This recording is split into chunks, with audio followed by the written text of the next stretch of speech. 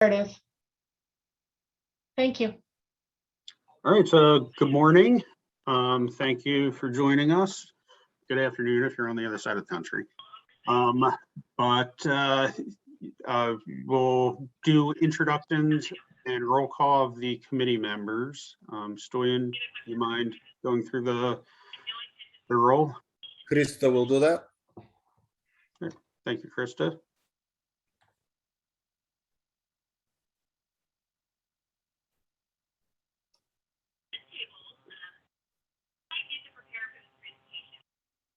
Krista, are you Sorry, there? I was muted. Andrew Klein, I am acting here. chair. I'm here. Anthony Mashmet. I apologize if I mangled that. Jay Arnold. And if you're not meaning to speak, could you please mute your phone? There's a phone call in that's not muted. Al French. Yeah, I'm here. Once you finish roll call, Mr. Chair, I'd like to ask for a point of order. Yes, sir. Yes, sir. James Milbauer.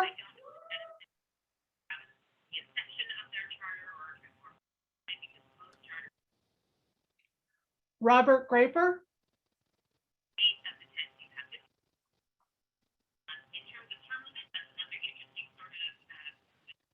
Tony Doan. Present. Chell Anderson.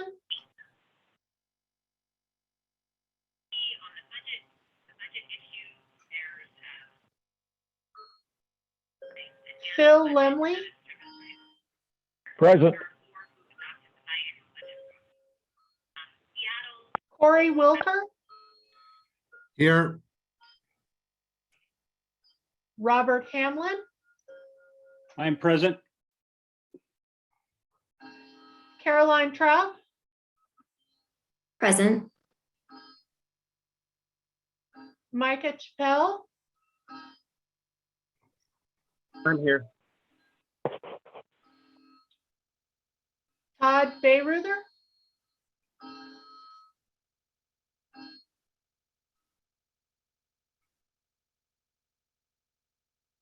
Anthony Mashmet.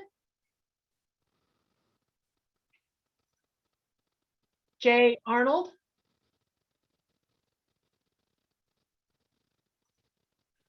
James Milbauer. Robert Graper.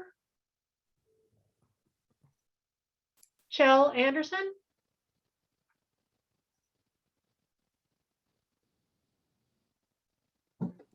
Todd Bayreuther.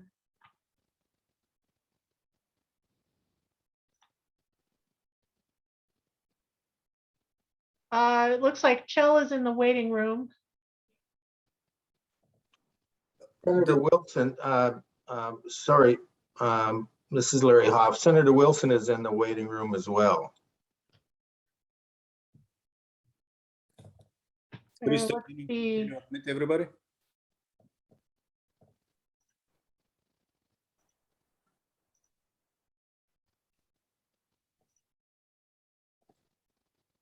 Let me go through here.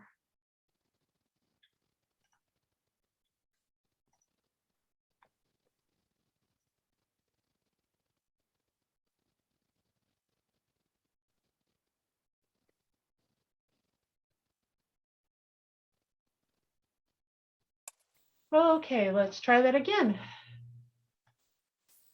Jay Arnold. Here.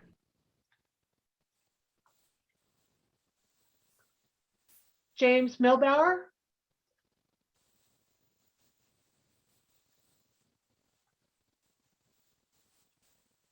Robert Graper. Here. Chell Anderson. Here. Todd Bayreuther. Here.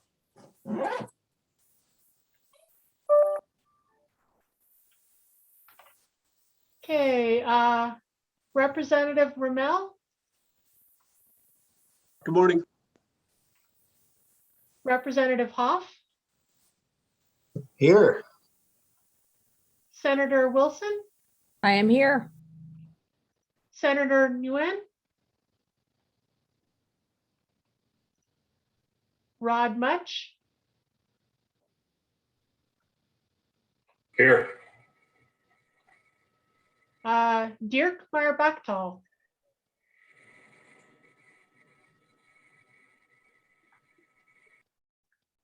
I'm here. Sorry for the delay. So we do have a quorum present. All right, thank you. In the interest of keeping things moving along, I appreciate everyone attending, but I'm not gonna have everyone introduce themselves. When you can do that, of course. Al, you had a point of order? Yes, I did, Mr. Chair. Thank you for recognizing me. Since the composition of the council is now under legal challenge, and I can't speak to what will be discussed in the executive session, but since the council composition has under legal challenge and evidently there is a court hearing on the item to be heard later on today, I'm requesting that this meeting be deferred into a date in the future when the composition of the council can be confirmed by the court. And we know that whatever activities we do are in accordance with not only Robert's Rules of Order, but also the rules of conduct for the council. So we're following our attorney's recommendations. So we do believe we're in compliance with the law, but is that a formal motion you're making, Al? Yes, it is, Mr. Chair. Okay, is there a second to Al's motion? Second. Thank you. That was Larry, correct? Thank Yes. you, Larry. All right, let's do a roll call vote on that. Is there further discussion on this? Oh, yeah, I'm sorry. I have a point of order. Yep, go ahead, Stoyan. I think it will be a good idea if we ask Dirk, our Assistant Attorney General, if he can share news about the court hearing this morning. Sure. Derek, the floor is yours. Well, thank you, Stoyan. Thank you, Mr. Chair. I'll have more to say in executive session regarding the legal challenge Mr. French has identified.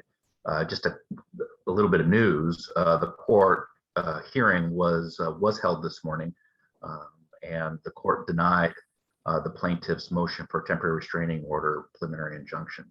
So at least as we now stand, there is no pending court hearing that we can expect to happen today. The judge will formally issue his order by noon, and there will be ongoing litigation in this matter, I expect, which I can get to the details of when we have an executive session so that I can advise the council members of court. Thank you, Derek. Any further discussion? Linda, you've got your hand raised. Is that me that you're referring to? Yes. Okay, thank you. Yeah, I just wanted to reiterate what Al French said. It is still in litigation, although we did, they didn't get the hearing or the restraining order. There is still litigation, so that's why I would also agree with Al to table any votes that we might be taking today based on the fact that there is litigation. Thank you. Thank you, Linda. I'll just go down in order, nothing personal. Todd, Shell, go ahead. Michelle was first. Thank you. Okay. I guess, is there any opinion from Derek or others on how quickly this might move through the courts? Are we talking 2 weeks, 2 months, 2 years? I don't really know. I could only speculate on that. I think there's some options that I can offer to you with respect to that question, but I want to be careful to do so, preserving confidence in executive session. Okay, I guess my question was that my understanding of the building council is we have business to take care of, and postponing indefinitely would be irresponsible. So I'd suggest that we continue to meet today and as needed, unless we think there's going to be a speedy resolution in the next, a few weeks perhaps on this matter. All right, thank you, Shell. Todd and then Larry. And then Thank you. I think, go ahead, sorry. All right, thank you. This is Todd Byerth here. Just a quick statement. I serve as a volunteer on behalf of in the representation that I'm here to serve. I'm not interested in the politics of this. I'd like to move forward and in respect to my time and my company's time, I please vote no. All right. Thank you, Todd. Larry, and then Micah, and then after that, I'd like to call the question. Well, thank you, Mr. Chairman. I'm wondering if we're skirting on the premise of an executive session with this discussion, number one. But number two, I struggle with continuing with this meeting if indeed there is some challenge that's still kind of overlying all of the actions that we may or may not take today. But just my thoughts there. But primarily, I wonder if most of this discussion shouldn't be best held in executive. Thank you, Larry. And Micah. Thank you, Mr. Chair. I would not vote in favor of this motion. Article 5 of our bylaws for the SBCC state that a quorum is 8 voting members of the council. We do know that there are not that many members in question for this time. In addition to that, RCW 1927 also reiterates the 8 affirmative votes for any council motion on code change proposals, which is what we're here today to discuss. So I don't believe this motion is warranted at this time. Thanks. All right, thank you, Micah. So I'm going to call the question. I think it was but I won't give any commentary. Krista, do you mind doing a roll call vote on? So the motion on the floor is to, I guess, adjourn the meeting and delay to a future date. There is another councilman waiting in the waiting room. Krista, can you admit him?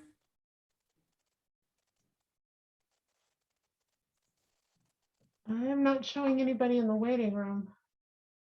I just got an email from James Milbauer. I believe he's still in the executive session rather than the main meeting. Okay, I'll email him back then. So should.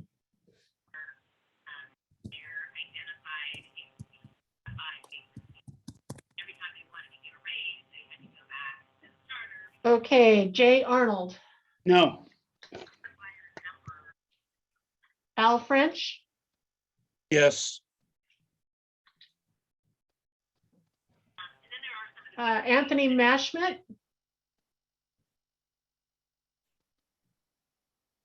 Robert Graper, No. Tony Doan, Yes. Chell Anderson, No. Phil Lemley, No.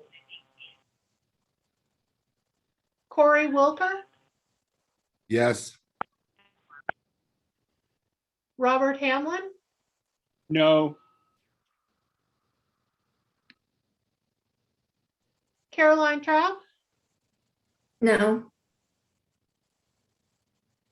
Micah Chappell, No.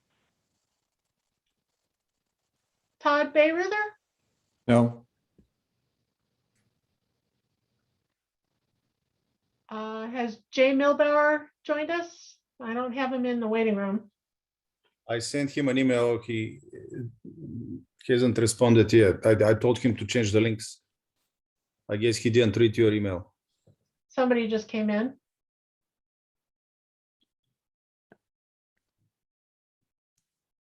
James Milbauer? So, Mr. Chairman, a point of order. Yep, go ahead, Larry. So if indeed Mr. Milbauer is a voting member and hasn't been privy to all of the previous discussion we have, how does that affect the validity of this vote? You know, it's up to him to abstain if he believes he does not have enough information to make the vote. As it stands now, the vote is 3 yes to 8 no. All right. Thank you. And it looks like we've got the executive session as number 2 on here. And it was previously, oh, that's before the agenda. So I would like to ask someone to make the motion to move the approval of the agenda prior to the executive session. So moved. This is Micah. Thank you, Micah. Do we have a second? Second. Thank you, Second, Phil. Philip. Any discussion? All those in favor, please say aye. Aye. Aye. Aye. Anyone opposed? Hey, Thank you, Al. Anyone else opposed? And motion passes. So let's review and approve the agenda. Any discussion there? Item 12. It was included in the agenda. However, yesterday we got an email from Pierce County. They asked if we can postpone it until the meeting in October. So there is nothing we can discuss related to item 12. All right, thank you, Stoyan. Any further discussion? And is there a motion? I'll make a motion to approve the agenda as modified. Second. Thank you. I think that was Shell. That was me. Is there a second? Second was Micah. Micah. Thank you, second. Micah. Any further discussion? All those in favor, please say aye. Aye. Aye. Aye. Anyone opposed? nay, Thank you, Al. Anyone else opposed? And the motion passes. So next up on the agenda is the executive session. So give me one sec. All council members So the- need to leave this meeting, and please click on the second link that we sent. Give me just 1 second, Story, and let me make the formal announcement. Okay, sorry. sir. Apologize. The council will now be meeting in executive session to discuss with legal counsel representing the agency litigation to which the agency is or may be a party. When public knowledge regarding the discussion is likely to result in an adverse legal or financial consequence to the agency as allowed by RCW 42.30.110 Part 1I. The council will be in executive session until 11 o'clock a.m. The council is expected to take further action following the executive session. So go ahead, Stoyan. We sent 2 links this morning, and it was a little confusing because the links are showing the same start time for the meeting. We didn't have another option because we didn't know the difference in time. So now you clicked on the first link, which was for the regular council meeting, and you need to leave this meeting and click on the other link. You cannot be in 2 meetings at the same time. So you need to leave this meeting and click the other link, and you will be admitted in the room for the executive session. All right, thank you, Stoyan. So I'll be leaving and I'll see you in the executive session.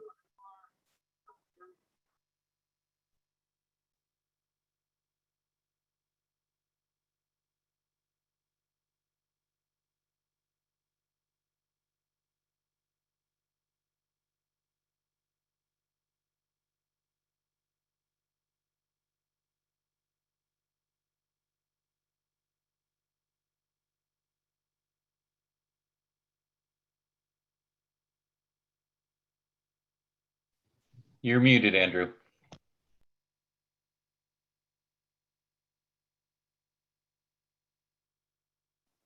Thank you. Once again, I wanted to thank everyone for their patience. The council is extending the executive session for a period of 15 minutes until 11:35 a.m. Thank you.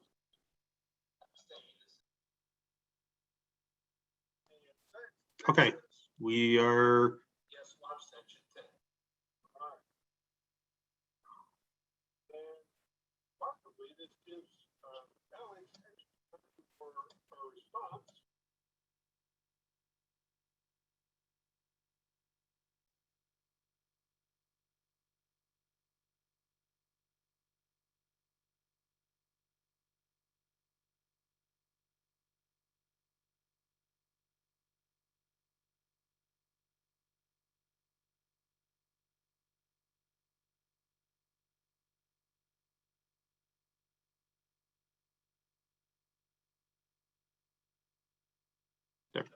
Again, thank you for your patience, and I call the regular meeting back to order.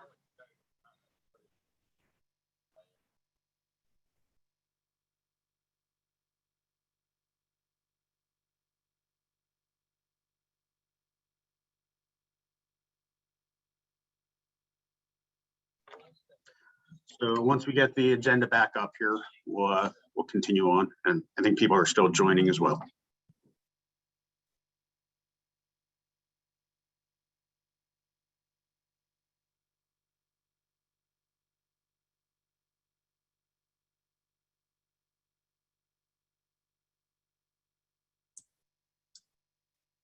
Jim has his hand up as well. Yep, go ahead, Jim.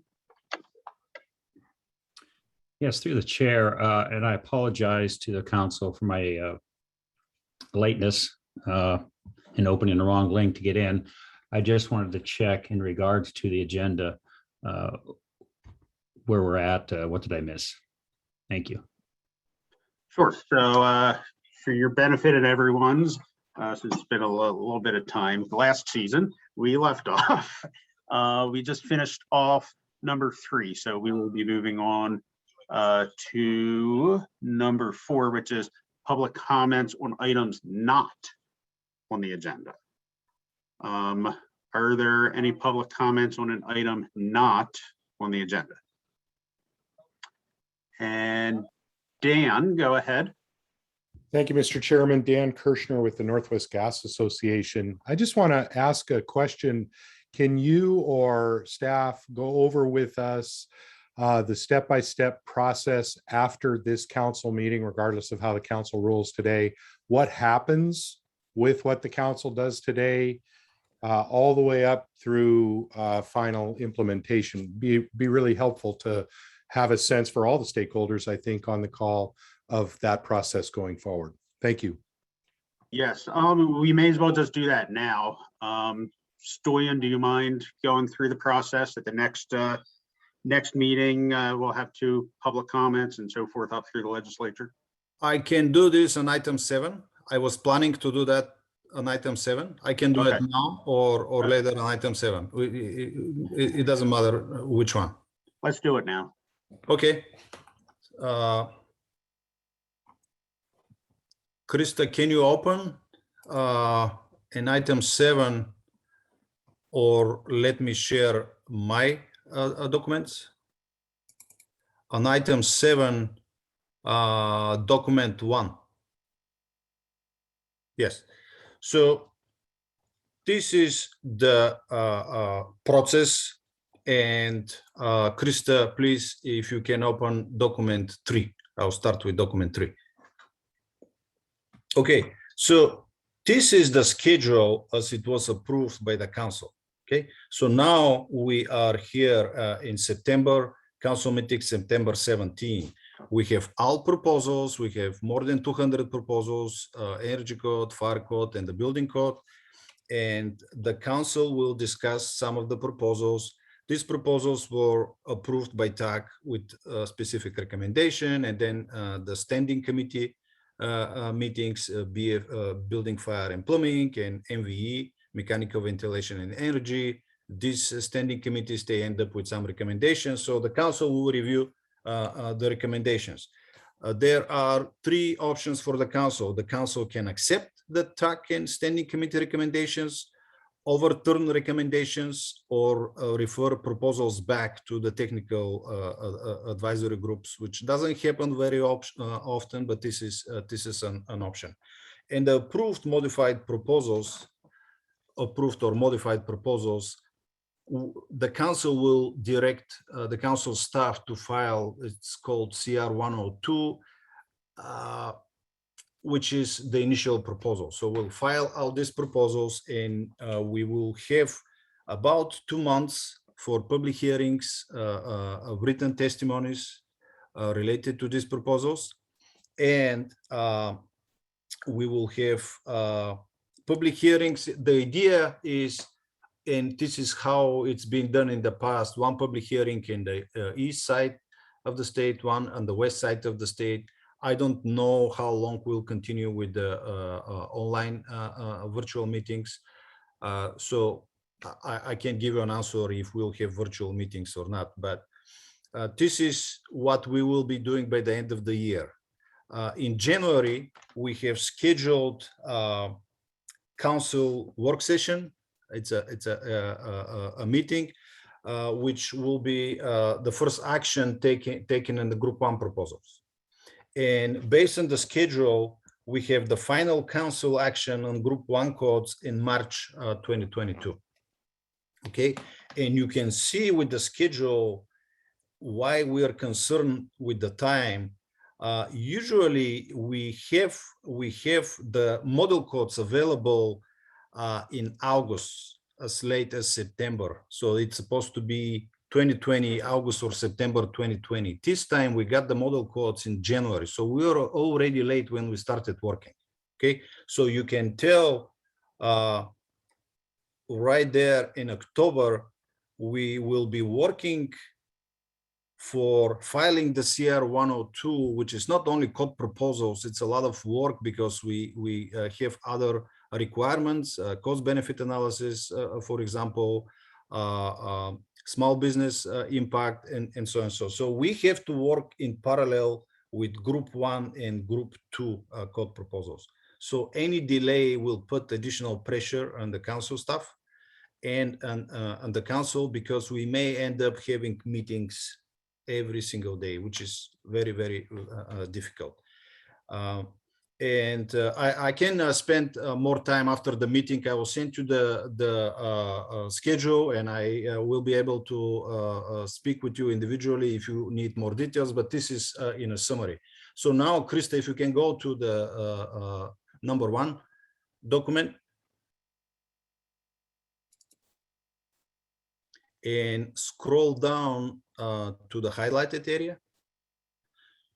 So with the beginning of the highlighted area, this is where we are now. We already passed the technical advisory group recommendations. We passed the committee recommendations. And now we are at the council meeting. Proposals that are recommended for rulemaking as authorized by the council are filed with the state code revisor and published in the Washington State Register. This is the CR 102 I was talking about. So this meeting is not the last meeting for adoption of any proposal. This meeting, the council will say, okay, council staff, you work on the CR 102 and we like these proposals, they go for public hearing. It doesn't mean all these proposals will be adopted. They will be available for more testimonies, more comments. So it's not, the sky is not falling today. There is more time for a participation and providing written and oral testimonies. So in a summary, I don't know if this is enough, but again, I can send you the document if you need. It has a summary of the process, and at the bottom of the document, we have all RCW and WAC sections that we need to comply with. I have a follow-up question, Mr. Chair, if that's possible. Go ahead, Dan. Thank you. Stoyan, thank you for that good briefing. Is there any, so once the final council action is taken on Group 1 proposals, is the CR 103 filed, or is there any subsequent action that needs to be taken by either the council or any other entity after the final council action? When the council decides that this is adopted, this section is adopted, or these sections, we are filing the CR 103, and Krista is raising her hand, so probably she wants to correct me on something. So Krista. Well, this is actually on an earlier point. The council also has the option, besides just moving on the recommendations or denying a proposal, they can at this point also do some modifications of proposals before going into the CR 102 process.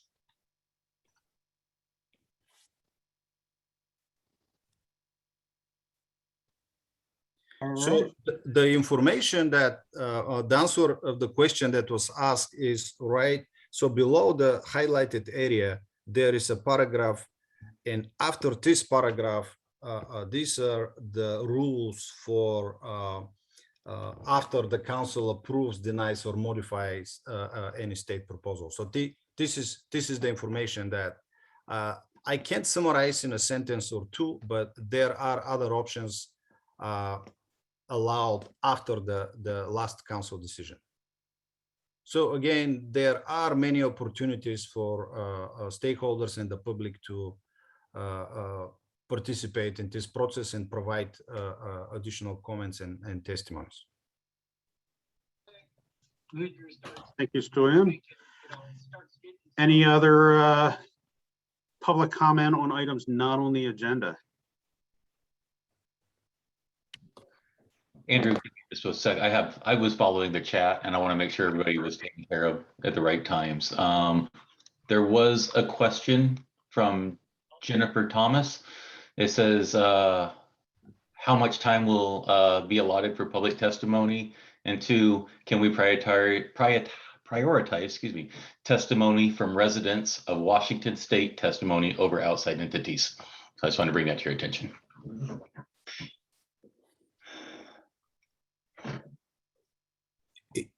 Is it a question or a statement? I'm sorry I wasn't clear. This was a question from Jennifer Thomas. It's like how much time will be allotted for public testimony? And then her second question was, she was asking if Washington State residents could have priority over outside entities. Correct. Simply if testimony is limited, if the time allowed for testimony is limited, then it would be great to have residents of Washington State who will be impacted by the building codes, able to speak to the issue over people who are from outside. Yeah, as long as council doesn't say that's illegal, I think that makes sense. And we will be limiting testimony because we do have to end at 2. But as far as what we'll be limiting it to, we'll see. Go ahead, Derek. I don't drop it. I believe the question here has to do with the public comment period after the filing of the CR 102, not today. Although, is that right? No, I'm speaking to today specifically that that as we have limited time to share, that you would give priority to Washington State residents during testimony. Yeah, that's the prerogative of the chair. Okay, then yes, since it's legal, I believe that makes sense. So thank you for the question. Any other public comments not on the agenda? Holly? Yeah, I'm a resident, but I was just concerned because there might be some manufacturers who could speak to things that may not be residents, but could be good experts to testify. So I'm a little concerned about restricting it. All right, thank you, Holly. Dan? I too am concerned. In my case, for instance, I am not a resident of Washington State, but I represent 6 companies that have facilities and own and operate very significant facilities in Washington State. So I just ask the chair to keep that in consideration as well. All right, Well, thank you, Dan. Andrew, I'm gonna, if it's okay, can I jump in for a second here? Because I feel emboldened to speak to it. So Of course, go. thank you. I just want everybody who's attending this meeting to know that this is subject to the Open Public Meetings Act, and there's nothing under the OPMA which provides any right of the public to participate in the meeting. And so any offer of time to members of the public to speak to is at the prerogative of the council and of the chair.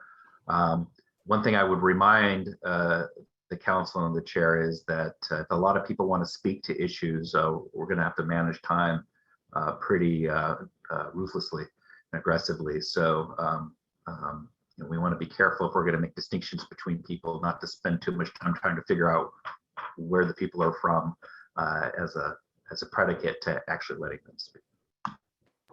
Holly, did you have a follow-up question? All righty, any other comments before we move on?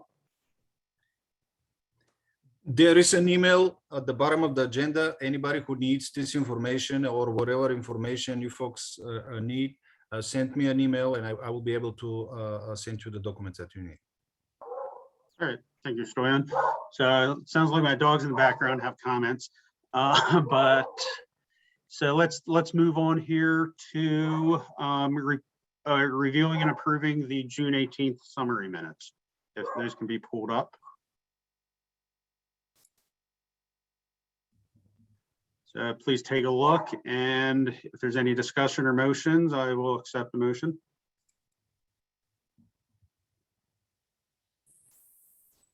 Motion to approve. This is Tony. Thank you, Tony. Do we have a second? Second, Shell Anderson. Thanks, Shell. Any discussion? All those in favor, please say aye. Aye. Aye. Aye. Tabled on. Anyone opposed? On the 17th of October. Mr. Chair, this Al French, I will abstain since I wasn't at the meeting. Okay, thank you, Al. And motion passes.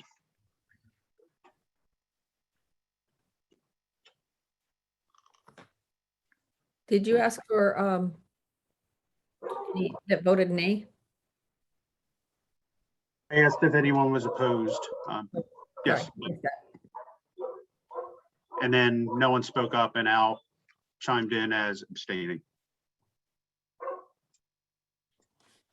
All right, next up, committee assignments. Let's chat about those. Okay. Oh, go ahead, Stoyan. Sorry. Well, I guess you were going to say the same. We have 7 seats in the Building, Fire, and Plumbing Code Committee, and we have 3 members now because 2 members are no longer with the council. Of course, these 2 members are plaintiffs, so Dirk can advise on this, but we need to fill this standing committee because one meeting we had only Andrew and Tony participating. The last meeting we had 3 members, but more is better. And as a joke and truth at the same time, you see 2 members are making the majority. So I don't want to make Andrew or Tony or Corey to run in the other direction when they see each other. So yes. So yeah, do we have any volunteers and or recommendations of other folks that we can volunteer if they're not here? Mr. Chair, we also have new members who have yet to be assigned to committees, so. Okay, so did anyone want to speak up? It's a fun committee, building, fire and plumbing, and the chair's a good guy. This is Bob Hamlin from Skamania County, and yeah, I'm a new member, so if you're looking for a volunteer, I think this one would be appropriate for myself. Thank you, Bob. We'd love to have you. And you guarantee it's going to be a lot of fun. Of course. All right. Anyone else?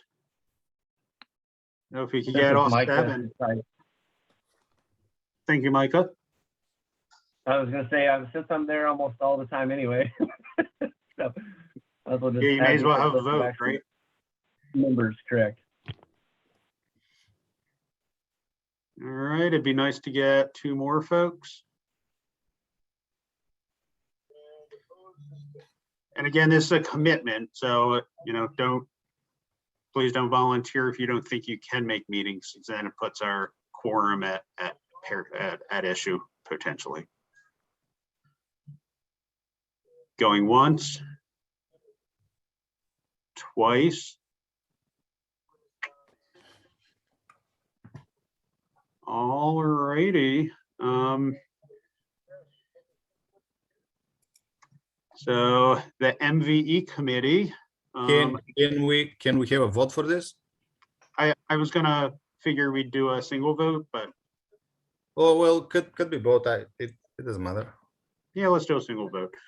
So MVE committee. Shell, did you want to give a little spiel? Maybe rile people up?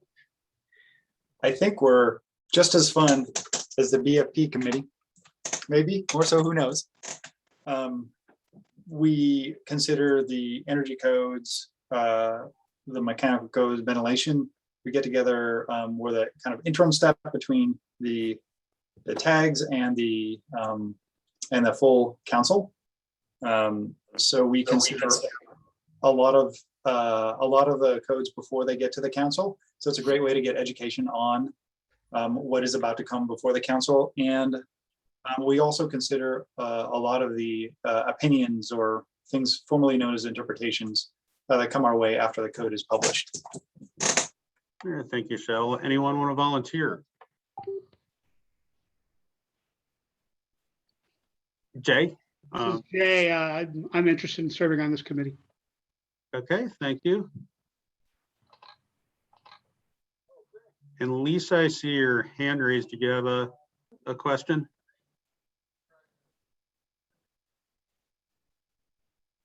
Okay.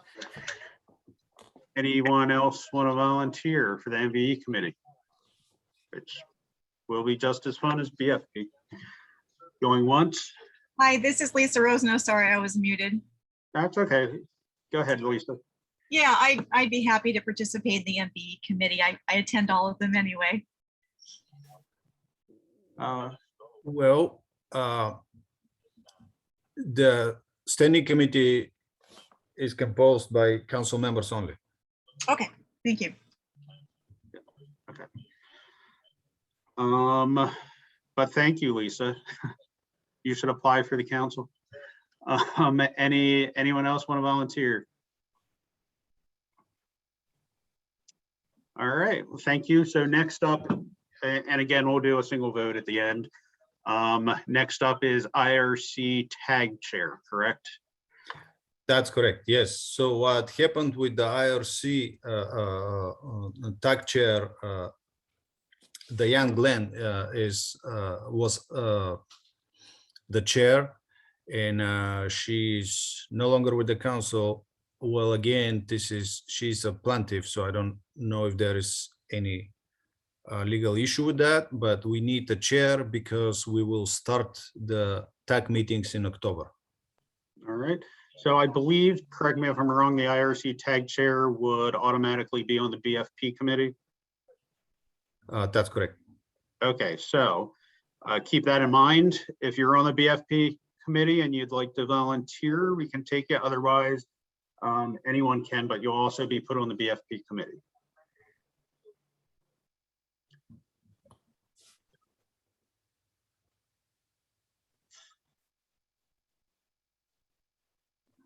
Nobody?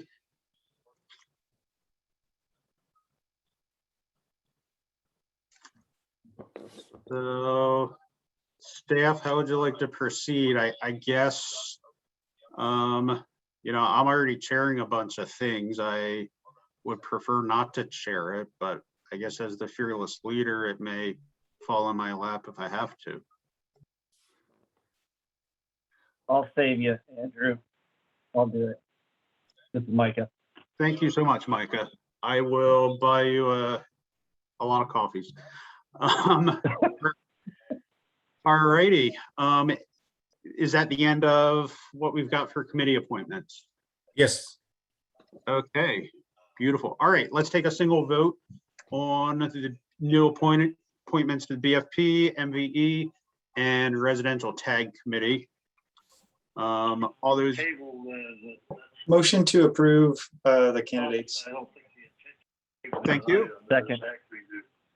Thank you. I heard a motion and a second. Any discussion? I'm not sure what a council member would say, but my lunch has arrived, so you know what, I need to make this short. Somebody that's on the phone needs to Okay, mute yeah, their I phone, guess, please. yeah, if you can mute if you're not meaning to talk, please. So we have a motion on the table.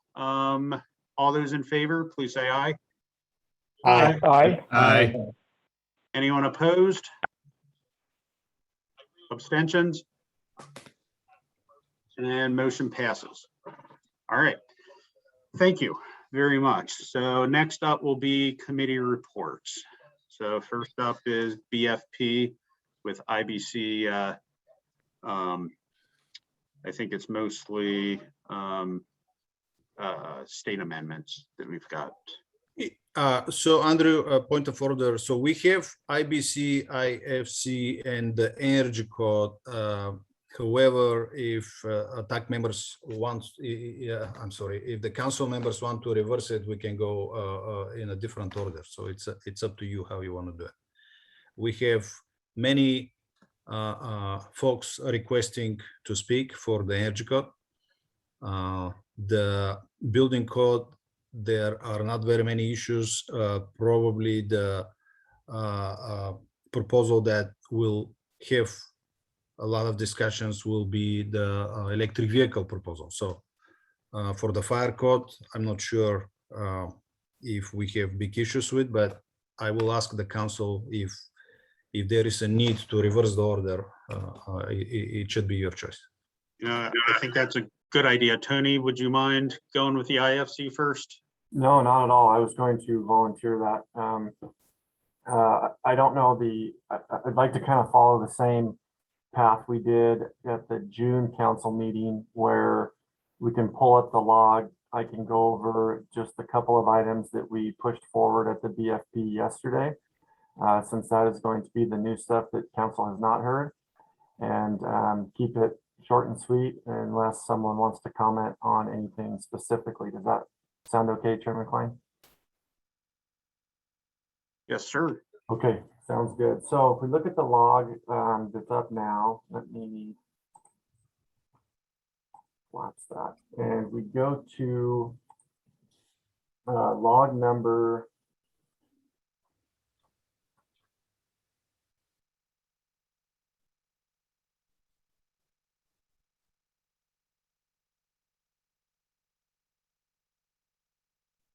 55, which is going to be our fire safety during construction and demolition. So this is one of them that was pushed by the fire tag and approved to move forward to BFP, and BFP chose to push it to council today. This proposal identified some issues with the layout of chapter 33 in the 21 cycle. In the 21 cycle, there were significant changes to chapter 33 as far as the fire safety during construction goes.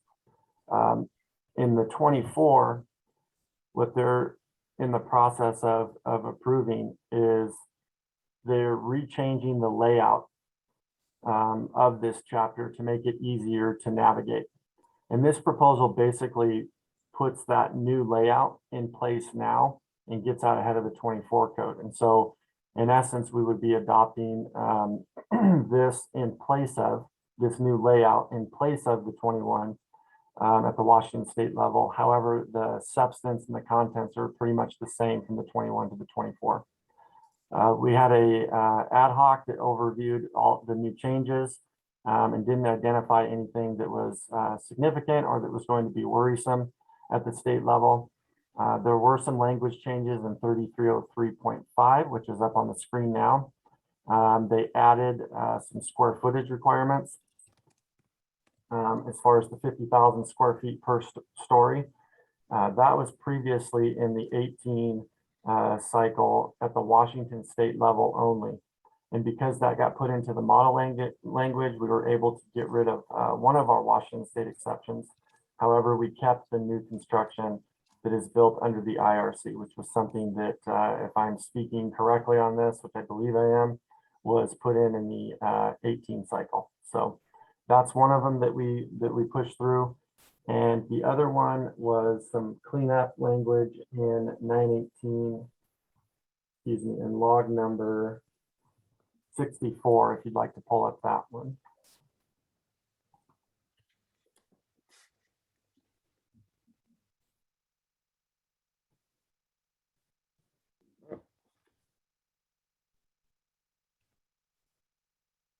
And that, again, this was some pretty minor language changes, just cleanup of some language in 918.5.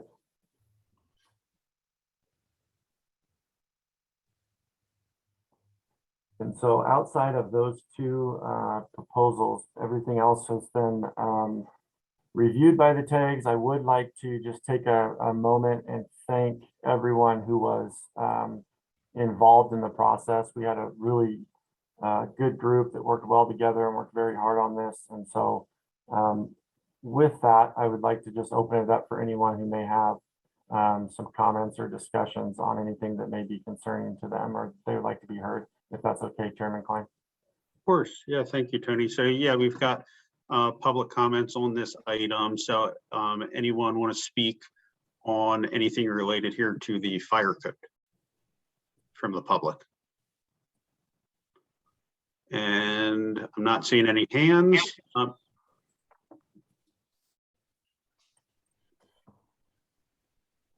me pull up participants just to make sure that I'm not seeing any hands.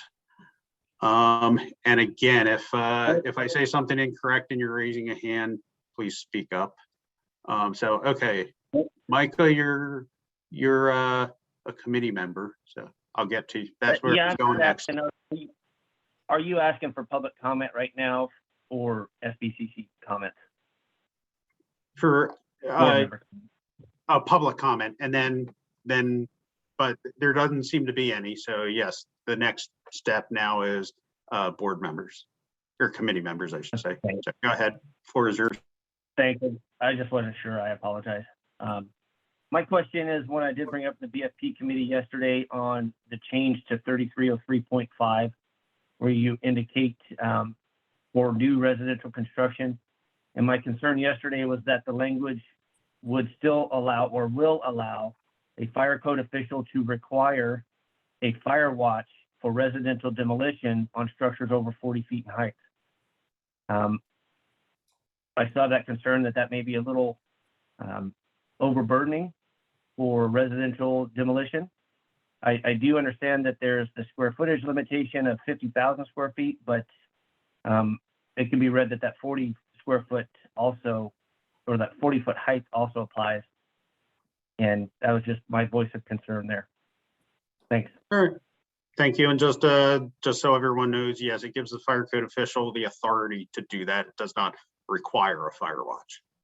But any other comments on the IFC?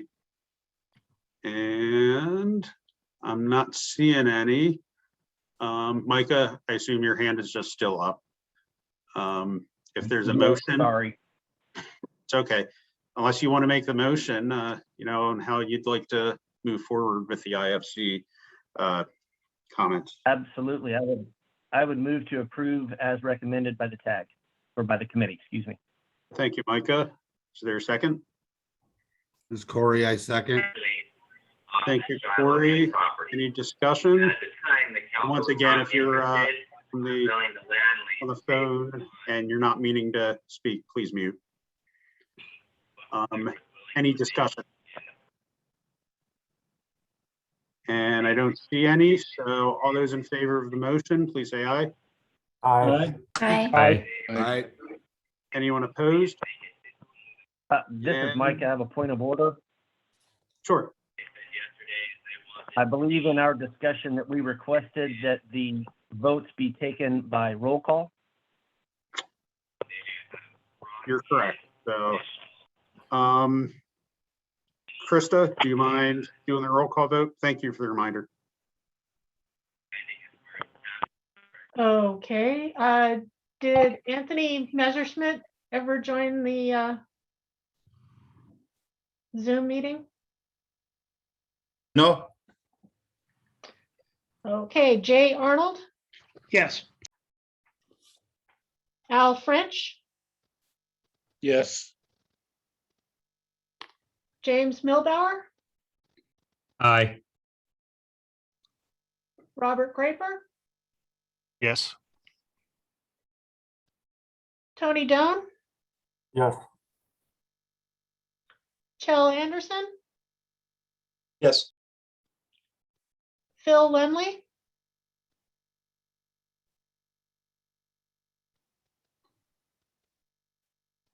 Corey Wilker, yes. Bob Hamlin, Yes. Caroline Traub, Yes.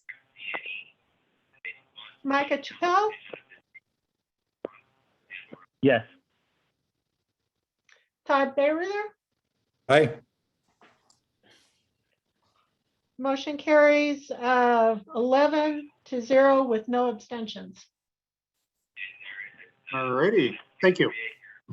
So next up will be IBC. We have Chell raising his hand. Oh, yep, go ahead, Charles. Yeah, just to comment on the, I don't think we adopted a rule to do so, to require a roll call vote for every vote. And I would suggest in the interest of time that we do a voice vote where you feel that's appropriate, Andrew. And if there is a single dissension, that we then take a roll call. Just a suggestion. All right, thank you, Shel. All right, let's move on to IBC.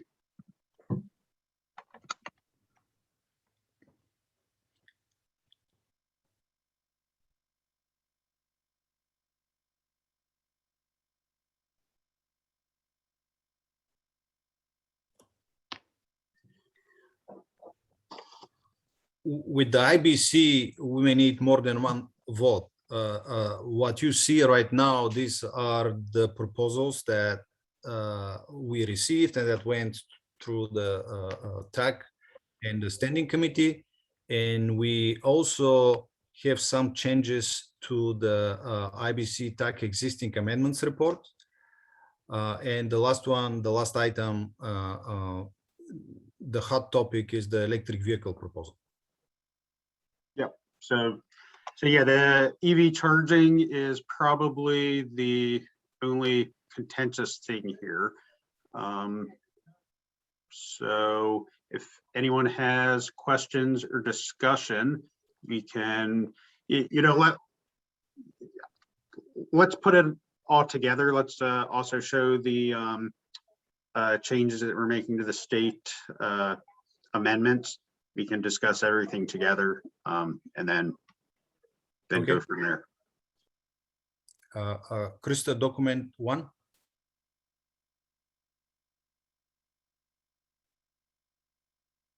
Okay, this is the existing amendments report that the council already approved.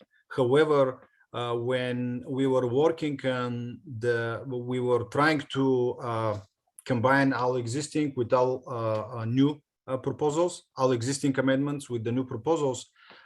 We found a few mistakes, or there were sections that needed further review, or there were sections with recommendations for the staff to do. So at the last moment, we needed to make a few changes to the existing amendments report. The sections that are changed are identified in red on this document. Everything was approved by TAG and everything was approved by the standing BFP committee. So if there is something specific that the council members want to discuss, here is the report. Yep, thank you. So, again, we'll go into discussion here in a second. But regarding EV, we did bring forward a change there, and the request from my memory is that we'd like council to send it back through the tag process so that it can come back up and get voted through. So there was a proposal on EV charging infrastructure that was voted down in the tag process.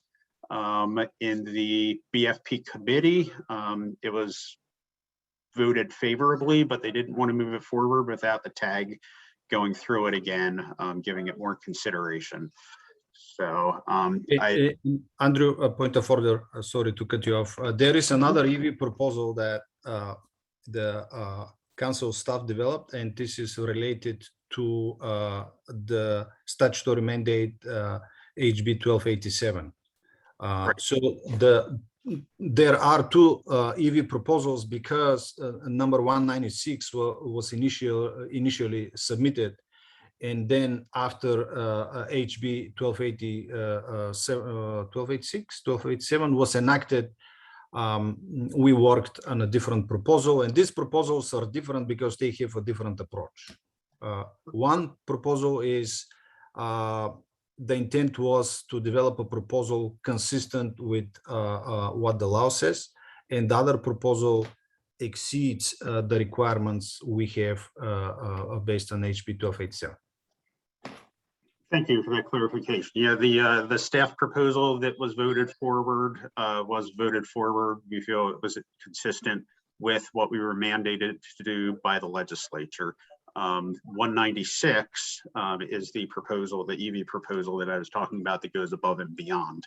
That BFP committee is asking the full committee now to send it back through the tag process. Okay, so discussion, Micah, go ahead. It's always Micah, isn't it? I did have a question on the report that probably needs to be provided to everyone. When you have something that is in blue that says keep existing amendment as modified, and then in white you have keep existing amendment, could you explain to us what the keep amendment as modified in blue means, please? If you go to the top, Krista, please go to the top of the table. So there are colors there, and repeal existing state amendment is in one color. The blue is keep existing amendment as modified, and the white one is keep existing amendment without any color. The red and green identify where we followed the TAC recommendations, and the green we followed the recommendations, and the red we needed additional work. So this is why we had the report for a second turnaround before the TAC and then the standing committee. All right, thank you, Stoyan. Does that answer your question, Micah? No, it does not. My question is specifically to the blue column.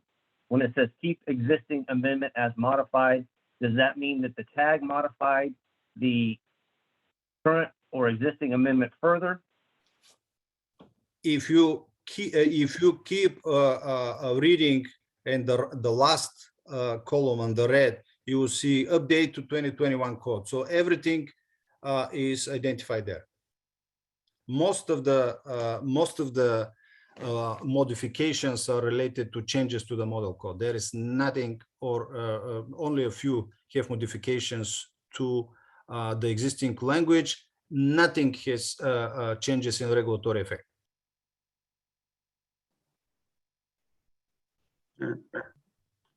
Alex? Okay. I'm still not really clear, and I guess I would have a parliamentary inquiry on this as far as following the rule. If there was modification to the existing amendment, was there an economic evaluation accompanying that the TAG must review per Article 3, Number 7 of our bylaws? Almost all of these proposals don't change the regulatory effect. Again, section renumbering, model code modifications, these are the changes. There is not a drastic change that will reverse the requirements.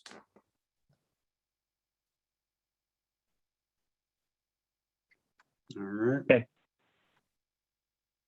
Thank you. Okay, Alex? Thank you. So just clarifying question on the sort of competing EV proposals, 196 and the staff proposal. If those go back through the TAG process, can you clarify sort of the timeline for when those would be back in front of council and potentially adopted? Sure. So to be clear, we're not recommending that the staff proposal go back through the TAG process, only that the proposal 196, which goes above and beyond what we feel we were mandated to do by the legislature, go through. But Stoyan, do you mind just giving times on that? Which one? If we send something back through the TAG process, you know, just how that if we send something back to the TAG needs to discuss it, listen to additional testimonies, make the decision, and then this needs to go back to the standing committee and the council. If we have multiple proposals, we may need additional special council meeting. If we don't, we can have it. If we don't have a special meeting, we can review this at the council meeting in October. Right, so if something needs further study, longer time, then it will be identified by the TAG. Yeah, so basically, to summarize, the purpose of sending it back through the TAG process here at this meeting is so that it can still be incorporated with all the other changes. So if you have to call a special meeting, we would do that, but it would be, you know, pretty quick time frame with that so that we can get it. Point of order, Mr. Chair, this is Krista Broxma. Yep, go ahead, Krista. At this time, we do not have an October council meeting scheduled, so we would have to schedule an additional council meeting to do that if it went back to the TAG. All right, thank you, Krista. Micah, go ahead. I forgot to lower my hand. Too many buttons to push, Andrew, sorry. Oh, good. Okay, thank you. Not that we don't like when you talk. Any further discussion on any of the IBC proposals or state amendments? And if not, I would suggest that the motion be to move the committee recommendations forward and send 196 back through the TAG process, and direct the TAG to either look at it or you know, any other direction that you feel you'd like. So This is Micah. I would make the motion to move the committee recommendations forward and that the EV item, I believe it's 196, be returned to the TAG for further review and discussion. Thank you, Micah. This is Corey. I second. Thank you, Tony and Corey. Kathleen, I saw your hand raised since you were the proponent. Did you want to speak quickly or? No, thank you. I was just, I like the way this is going, so I will be quiet. Thank you. Okay, yeah. All right, any further discussion? All those in favor, please say aye. Aye. Aye. Aye. Anyone opposed? And the motion passes. So next up is MVE, item number 7. We've got I believe we've got over 70 people signed up. Some people have mentioned in the chat too that they would like to speak. I don't know if they're also included in. Andrew, sorry to cut you off again, but point of order, we didn't vote on the other EV proposal. the EV proposal that was developed by staff? Oh, Did I it- thought it was part of the motion. Okay, but then my question is clarifying question, if it was part of the motion or it wasn't. I thought it was That Micah. was not part, that was not part of my motion. Oh, it was not. Okay, sure. Would you like to discuss or make a motion regarding staff's EV proposal then? Absolutely. I would like a motion that SBCC council determine or develop an ad hoc committee to review this proposal further and get further input from appropriate industry and allow for more time for discussion. We've spent several hours on this and there's still not a consensus on this proposal. I believe that we are rushing it along. The legislation says we have until July 1st, 2024 to implement this change. So I believe there is more than adequate time for us to appoint an ad hoc committee, do further outreach on this proposal to the appropriate and those that want to be involved in this, and then come back with a more rounded proposal with more stakeholder input. That's my motion. This is Tony. I second. Thank you, Micah. Thank you, Tony. You know, I personally have a disagreement. I think the proposal is pretty tight and does exactly what we were tasked to do. Shell, go ahead. We're in the discussion period. I have a question as to why this would be referred to an ad hoc committee and not one of our existing committees or tags. Micah, would you like to answer?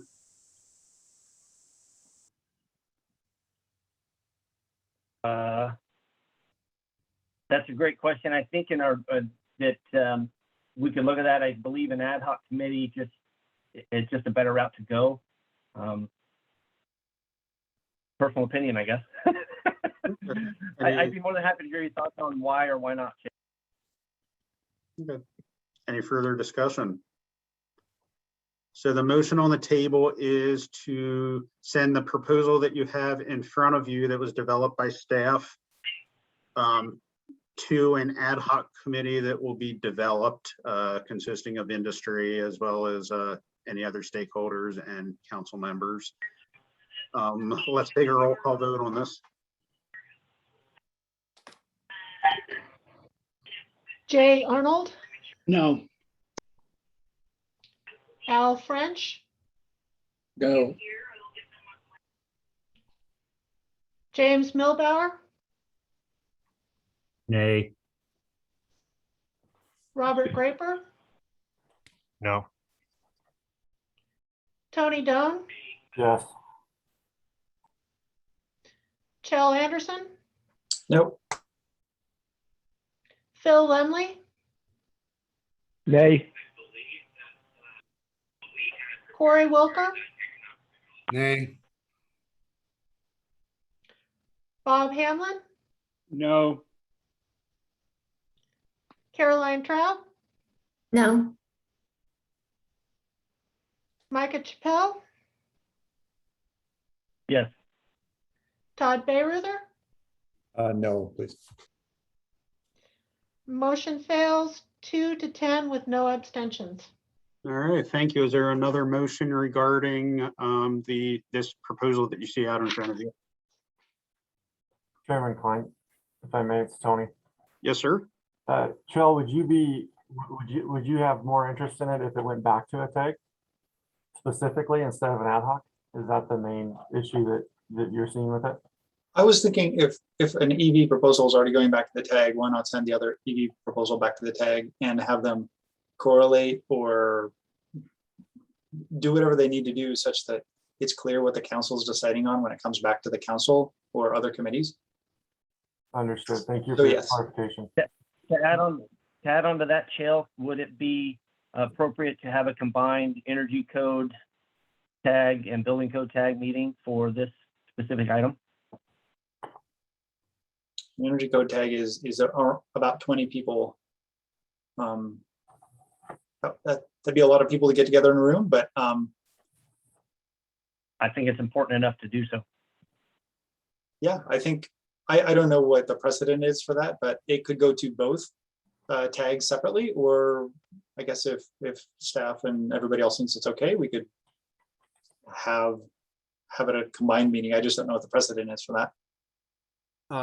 Keep in mind these are two different proposals, because again, one proposal, at least the intent is to align with the requirements in 1287. The second proposal goes above and beyond that. So when I started, the task was to combine these two, but they have different approach, so it cannot be in the same proposal. Yeah, my recommendation would. Go ahead, Micah. I was gonna say, I know they have different approaches, but if you read the legislation, I mean, this talks about, energy and climate change and all these other items that the energy code is dealing with. And there's a lot of experts there that I think would have some valuable input. So I would really like to see it go that direction. If we're not gonna do an ad hoc committee, is either go a combined meeting or go through both tags. So my recommendation would be to send this back with, if you're going to send it back, to send it back with the other proposal so they can be merged together and considered together.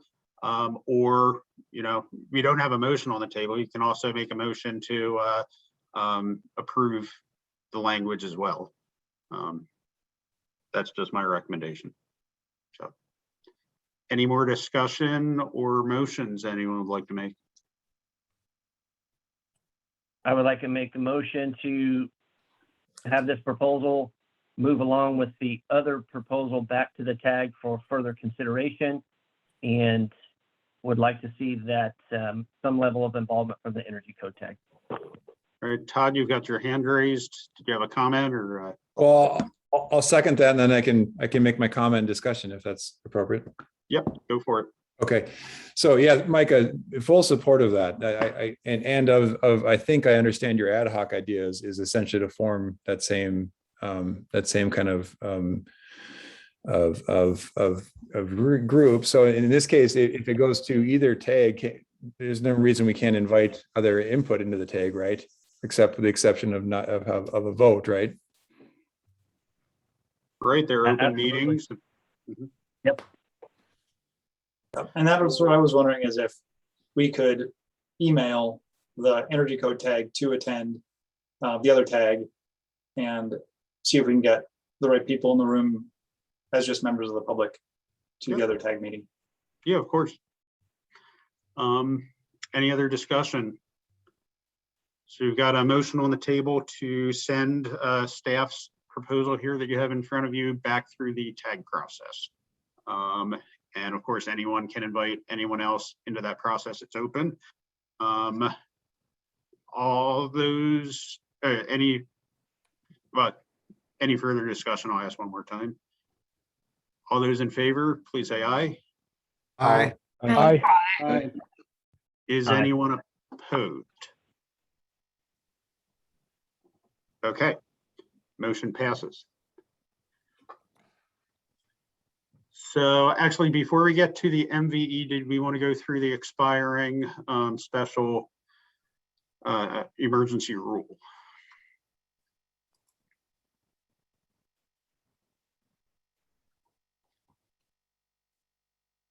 Chell is raising his hand. Yes, Shell. I was wondering, Chair, if you could clarify how to get on the list and whether Washington residency is required. I think it's unclear to some people. Yeah, I'm not going to be policing that. I think that's too much work. Folks, we're going to get into this. I'm going to ask folks to maybe limit things to a minute if possible. If staff has a list of everyone, maybe we can get that pulled up, so that we can highlight the next person each minute, and you can just unmute if you're paying attention. If you're called in and you don't have view of the screen, then we can call you up specifically maybe. But yeah, something like that I think might be the fastest way to move along. But no, I'm not policing where you're from. That would be too much effort, and it'd probably take more time in the long run. Andrew, this is Ray. I have been writing a list. It's a very rough draft of list of people that would like to speak. I would say we probably have about 75 to 80 right now for item 7. But I will save this and get it sent out so it can be shown up on the screen. Okay, wonderful. Yeah, and then we'll power through. All right. Okay, let's discuss the expiring emergency.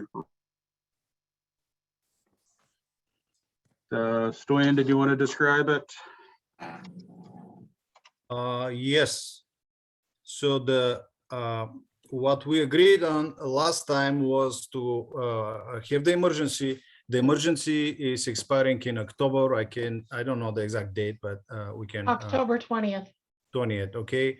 The idea for this emergency was that there are not enough chips available.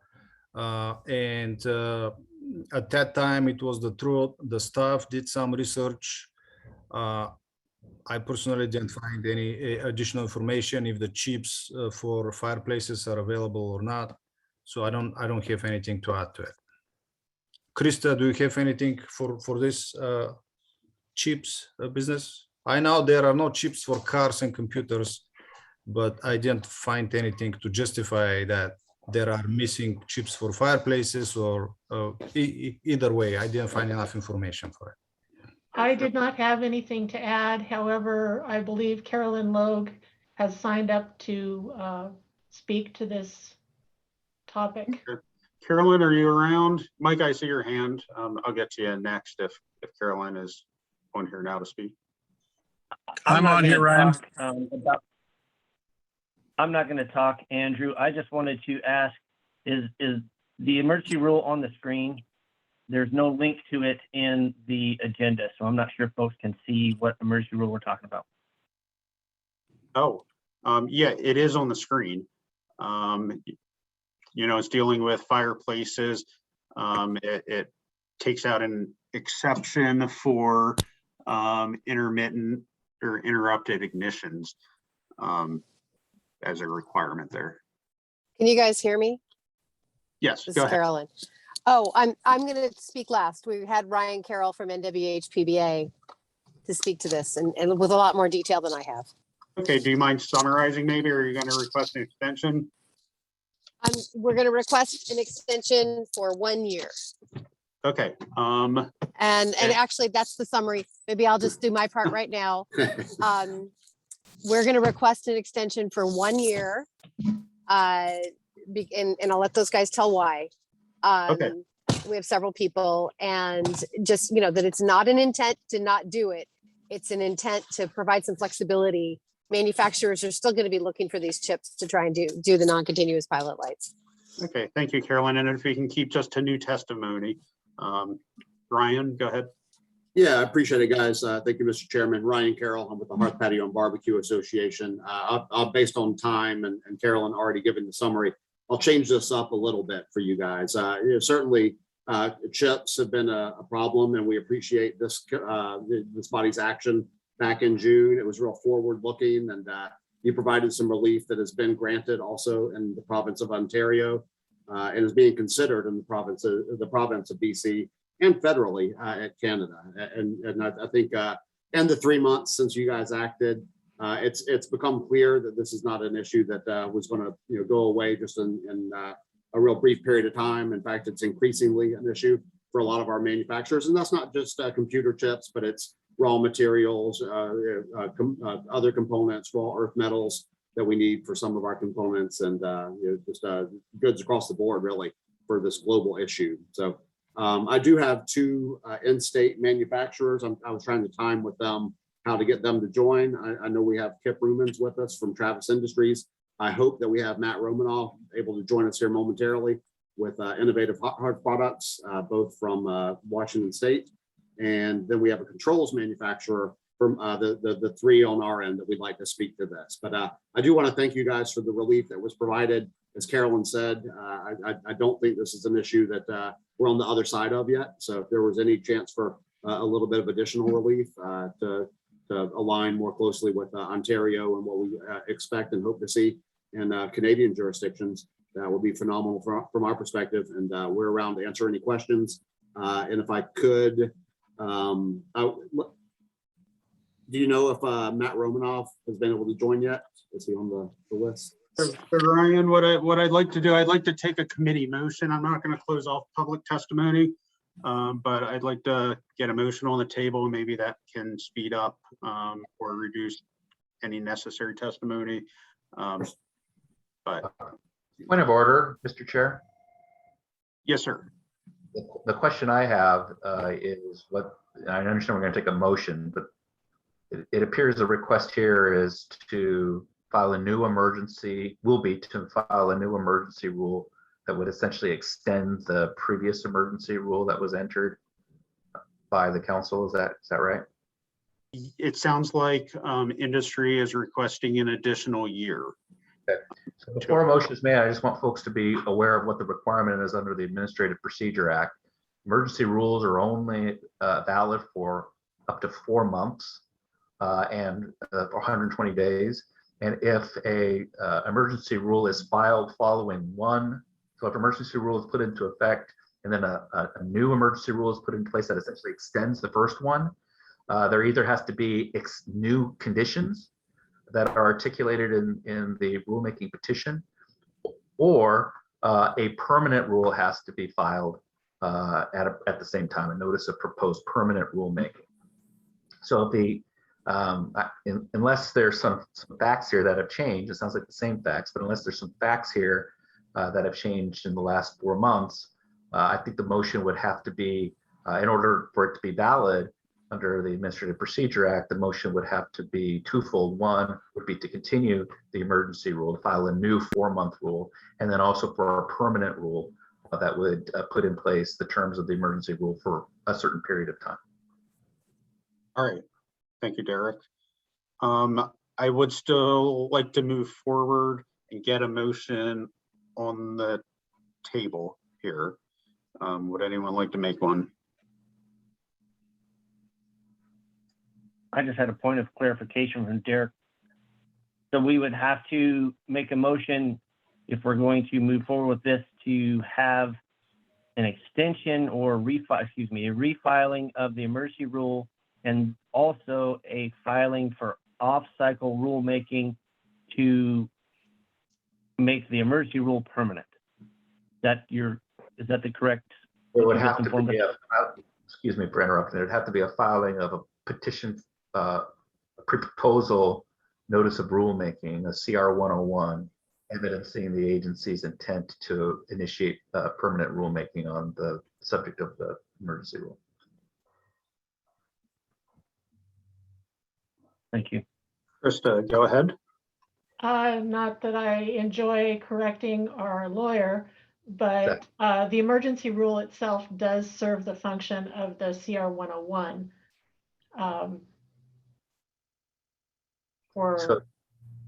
So if you file right, that would be for putting in place the emergency rule. But the statute requires, the Administrative Procedure Act would require that there has to be an intent to file a permanent rule if you're going to file emergency rules in tandem, back to back.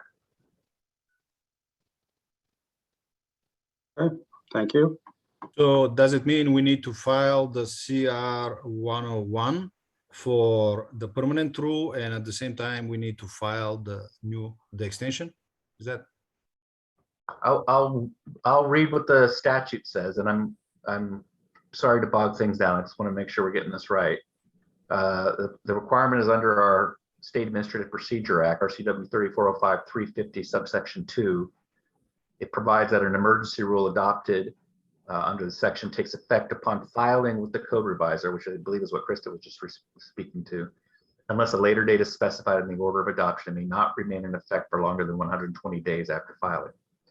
Identical or substantially similar emergency rules may not be adopted in sequence unless conditions have changed or the agency has filed notice of its intent to adopt the rule as a permanent rule and is actively undertaking the appropriate procedures to adopt the rule as a permanent rule. Okay, so we could adopt a permanent rule with an expiration date of 1 year, correct? It's an excellent alternative. The problem with that would be there could be a gap. So the permanent rule has a notice and comment requirement, and which would take a few months to put into place. But then in the interim, you could adopt an emergency rule. Or which would not, close- James? Okay, can I take a Fine. straw poll? I'm sorry, who's speaking? All right, can I just take a straw poll of committee members? Did you want to extend it for another year? If so, we'll figure out how to do it and we'll get that motion on the table. All those who want to extend it for a year, can you say aye? Aye. Aye. Aye. Aye. And folks who do not want to extend it for a year. Okay, so let's get a motion on the table and Derek, you can help me, word it as such, to make that happen, however you think that's best. Okay, so the motion would be to file a the emergency rule. I see Micah's hands up, so I don't want to step on anyone. No, go ahead. Go first, tell us how to do it, and then Micah can speak. Thank you. Yeah, The motion would be to file the emergency rule as in this substantially the same as the last emergency rule, but then also file a CR 101, a notice of pre-proposal notice of rulemaking to make rule permanent for another year. All right, thank you, Micah. I would like to hear more testimony from the proponents of this as to why we need to continue this emergency rule just for them. I know there's other appliances that have this same issue for chips and other things, and we're not, extending all these non-compliance measures for those groups either. And so I'd just like to have more testimony, maybe a little more convincing as why this is exactly special compared to others. All right, did anyone else want to hear more testimony, or have you heard enough? This is Todd. I'll support that. Okay, so go ahead. I'll open the floor back up. Please raise your hand or speak up if you've got any more to say to convince Micah, it sounds like. Mr. Chairman, I'm thinking about who we have on here. If it's all right, I'd like to maybe reverse the order then and start with Jim Kupch, the controls manufacturer, has a real unique perspective on this. And if we could, if we have Jim on the line, we could rely on him. I think that'd be a good starting point. Okay. Jim, are you on? I am. Okay. If I can get my camera to actually show me. From a perspective of when you look at, we are a control manufacturer who supplies components for the safety of a gas fireplace. Our first issue is an ongoing difficulty with procuring electronic components for the systems that are electronically based for fireplaces. Fortunately, with those systems, to do the pilot light is simply a programming effort. The alternate is a continuous pilot system.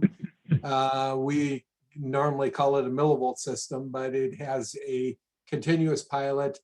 When the 7-day rule went into effect, we were able to, the company I work for, able to come up with a solution, but it is a patented solution that allows the pilot to turn off after 7 days. Unfortunately, that solution requires a small self-powered electronic board. And so the same difficulties we have with being able to supply enough components for the fireplace manufacturers continues for the 7-day solution. What is available is the solution without the 7-day board. So are there supply issues with the aluminum for aluminum cast bodies for the gas valves. For some of the other components, yes.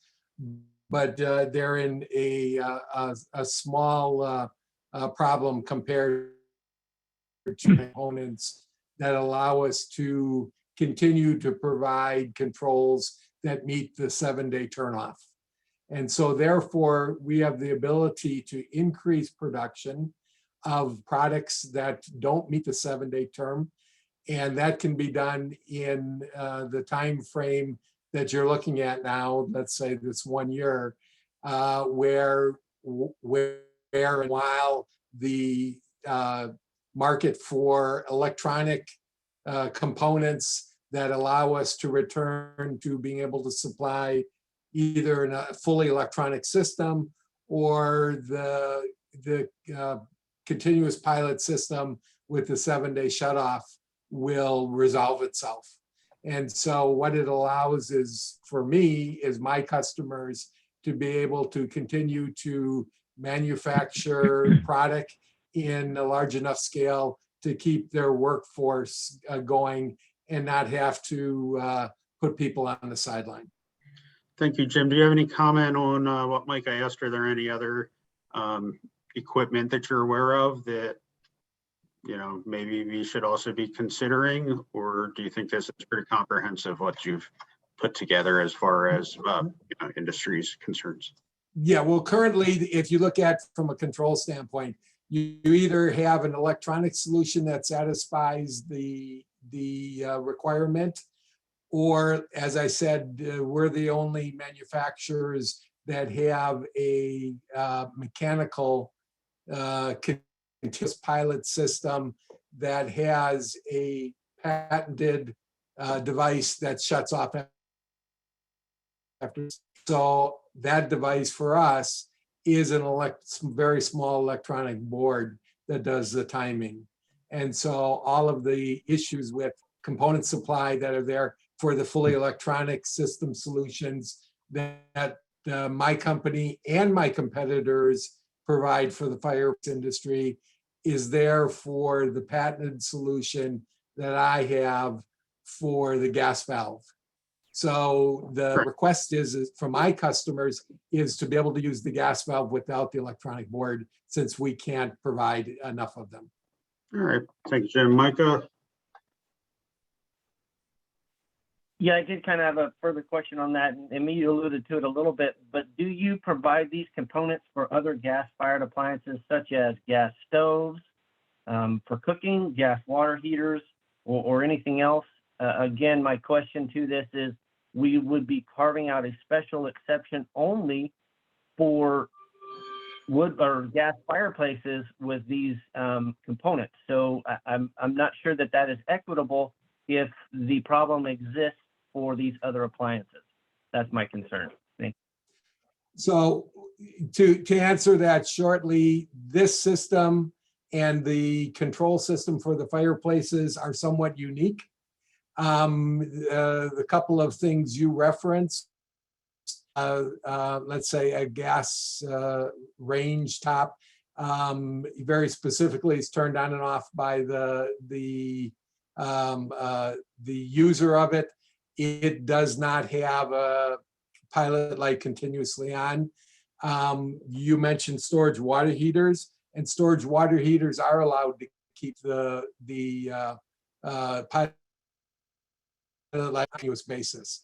So it really is looking at type to type application. If you look at furnaces, pilot lights aren't allowed in furnace for a period of a number of years. And when it comes to, let's choose another one for heating, which are boilers, the same thing. Since the early 2000s, they are not manufactured with a system that allows for standing pilot. So the fireplace is somewhat unique. And in this time of stress on components, it is not possible to go to other systems. There are reasons why these control applications are chosen and used in the fireplace appliance. All right, thank you, Jim. I I don't think we have a motion gonna on the table. Could No, I was we gonna get a say Jim motion on for the his. table and then we can discuss just in the council? Sure. This is Micah. Jim, thanks for that information. That answered my questions accurately and thoroughly. And I would like to make the motion that we do move forward with the extension of the emergency rule and the permanent rule as indicated by our council. Thank you, Micah. Is there a second? Second, this is Tony. Thank you, Tony. Any discussion by council members? All those in favor, please say aye. Aye. Aye. Aye. Aye. Is anyone opposed? Any abstentions? Motion passes. Thank you. So, all right, now we are on to the mechanical code shell. I'm gonna hand things over to you to go over stuff. It looks like item 7 is the big thing. So why don't you explain everything? We'll pull item 7 off, and then so if there's any testimony on anything other than item 7, people can speak, and then we'll go through on item 7 and let everyone, within the time limits, speak. Okay, thank you, Mr. Chair. I would share my screen really briefly, and then kind of give an intro so that we're all on the same page, at least about a few things with the code.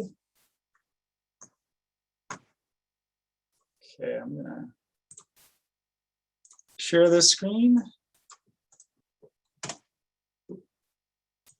Here we are. Okay, so you see, I think you see that.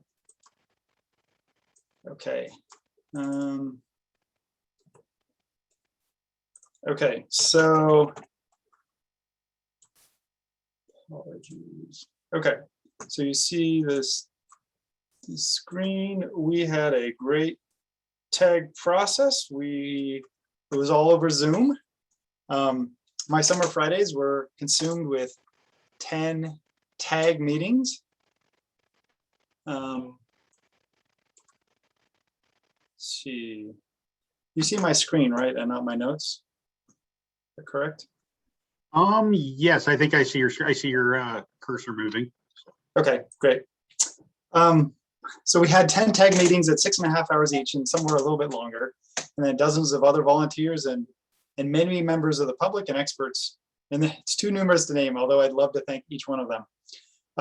While we have perhaps an hour to discuss today, I'll be interested if any issues come up today that the tag did not already discuss in great detail over 65+ hours together. I hope you had a chance to read the letter summarizing the work completed by the tag. We spent over 2,400 volunteer hours in the formal tag meetings. We have average attendance between 40 and 60 people across the state and across many industries. And I think some people spent a great deal of time outside the tag as well. I know that because we often asked if anybody in the meetings would like to meet with a proponent and help improve their proposal. And that happened many times with many of the proposals that you'll see. And we got to consensus on a lot of them. Process-wise, we met earlier this year to compare the 2018 Washington State Energy Code to the 2021 International Energy Conservation Code to correlate them. We sent it out to the public, and then we received about 150 code proposals. We have nearly 20 positions on the tag across the spectrum of industry and across the state, from design to permitting to construction, manufacturing, etc. We ended up accepting most of the proposals, rejecting a few, and modifying many more before we approved them. Thanks to all the volunteers. The proposed code then went before the MVE committee last week, where we took further testimony and chose not to modify anything before it went to the council today. In short, there's kind of a couple of things to talk about today. One is that there's a proposal that was unfinished by the tag and unfinished by the MVE, and I'd like to talk about that at the beginning. And then we can talk about the rest of the code proposals. So we have a few RCWs that the council needs to follow. there is RCW 1927A020, construct increasingly energy efficient homes and buildings that help achieve the broader goal of building zero fossil fuel greenhouse gas emissions homes and buildings by the year 2031. And I am reading part of these statutes, not the entire thing.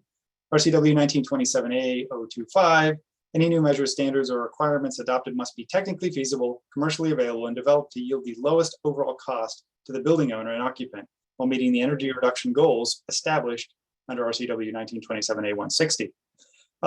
And that's important because it doesn't need to be cost effective, the individual measures or the code as a whole. It just needs to be the lowest overall cost to the building owner to meet the goals in 1927A160. And that 1927A160 requires the residential and non-residential construction permitted under the 2031 state energy codes must achieve a 70% reduction in annual net energy consumption using the 2006 Washington State Energy Code as a baseline. And this is our progress towards that based on the report that was prepared for the State Building Code Council and sent to the legislature based on the 2018 code. Some of the red marks are mine. They're to highlight that we're on the commercial code today. We're not talking about the residential code. And our target progress versus our actual progress. So the red line is the painful line where we make very little improvement in the beginning of the code process. And then towards the end, we have to make something like 25% improvement in the last couple of code cycles in order to get there. The blue line is making the same progress in each code cycle. Now the dark green line is our commercial code, which is way behind even the painful process. We have a lot of ground to make up to reach our legislative mandates. Under that, we're not even on the red line, which is the painful line, and we're nowhere near the blue line. In order for us to get between where we are and our 2030 goals, we need to hit 19% energy reduction each code cycle. And that is significant. If we're going to do our duty as a Building Code Council, that's what we need to do. I believe that the code proposals as approved by the TAG are on track for that in this cycle. So I think we did our job. There are lots of things that can be discussed about it. A couple of other things that we considered was that there's a clean buildings law that requires of new buildings over 50,000 square feet that every 5 years there is an audit. And this is my paraphrasing of those extensive laws and rules that requires audits of buildings that don't meet the energy use targets, and all cost-effective measures must be incorporated. It would be extremely unfortunate if this council approved a code where a new building would require a retrofit a few years after it was constructed. I think that would be a disservice to the state of Washington. That is another reason why the energy code needs to advance, is so that new buildings aren't required to do retrofits under this HB 1257 law that is, I think the rulemaking is mostly done on that. And there's also a state energy strategy that keeps the energy code as an important piece of that. Okay, to the code proposals. I don't know, do we really want to go through each of these? I'll give a brief summary on each of these. No, so there are 100. Yep, give a brief summary, please. Thanks. Do you want a brief summary? Is that what you said? Brief summary of all of them together if you think they're contentious in any way. Yeah, so basically there's there of 146 we approved, most of them, a few were withdrawn and some other things. The ones in green here are the ones where there was at least one dissenting vote. The ones in red are ones that were not approved by the TAG, and they were minority report options within the main proposal that was approved. And then there are a few others here that received dissenting votes. So these are the ones that had even a single dissenting vote. And you can see some of these are 14-1 to 0, unanimous, and then 11-1 to 0. So there was very little dissent. There was a long discussion, but when it came time to vote, that's what's recorded right here. I'm hearing some background noise here. So then this one was 11-5, 12-2. So you can see the votes on here. and then you can get to the modified code proposals. Please click on the ones on the right, because those are the ones that are actually moved forward. These affect a lot of areas of the code. And I guess we'll hear more testimony on each of these.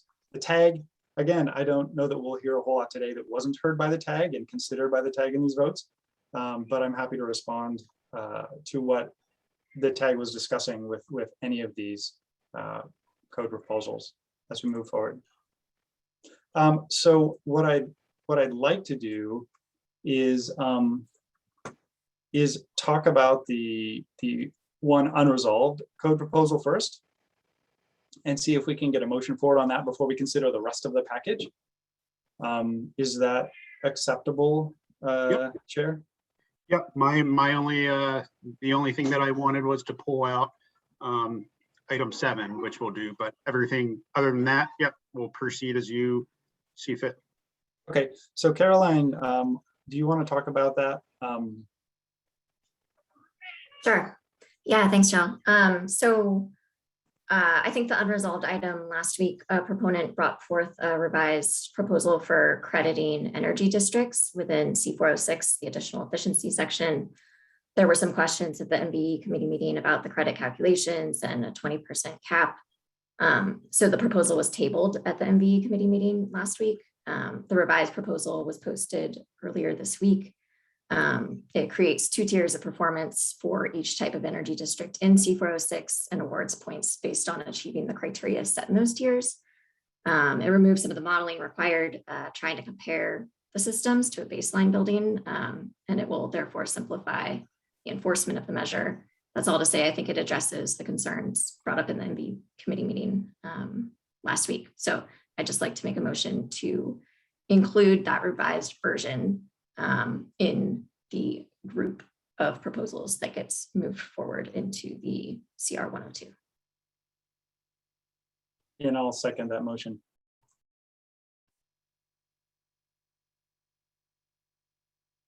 All right, Sal, did you want to move forward with that vote by itself or combine that with one final vote? I think let's move forward with that motion now to include it with the rest of the package. And then whatever we do with the rest of the package, it will be part of that. Okay, so could you restate the motion again?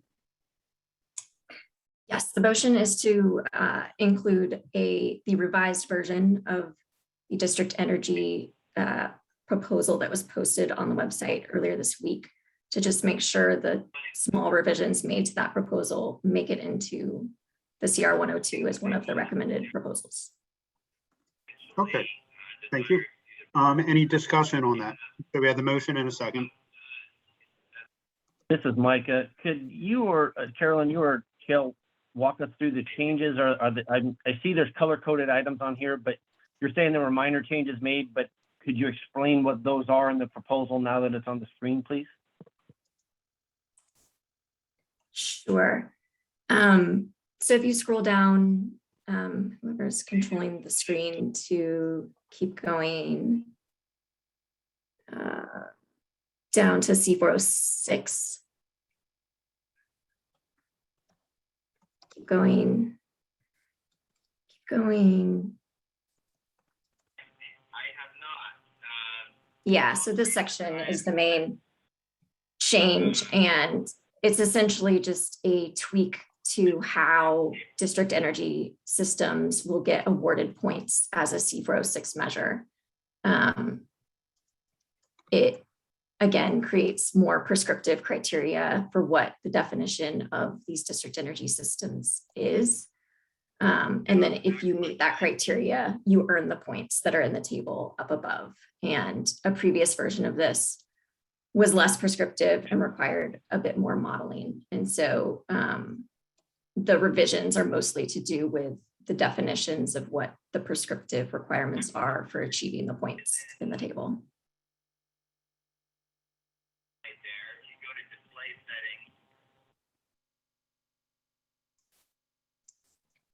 All right, any other discussion? All right, we have a motion on the table. All those in favor, please say aye. Aye. Aye. Aye. Is anyone opposed? Nay, Is that Al? yes. Okay, thank you, Al. Anyone else opposed?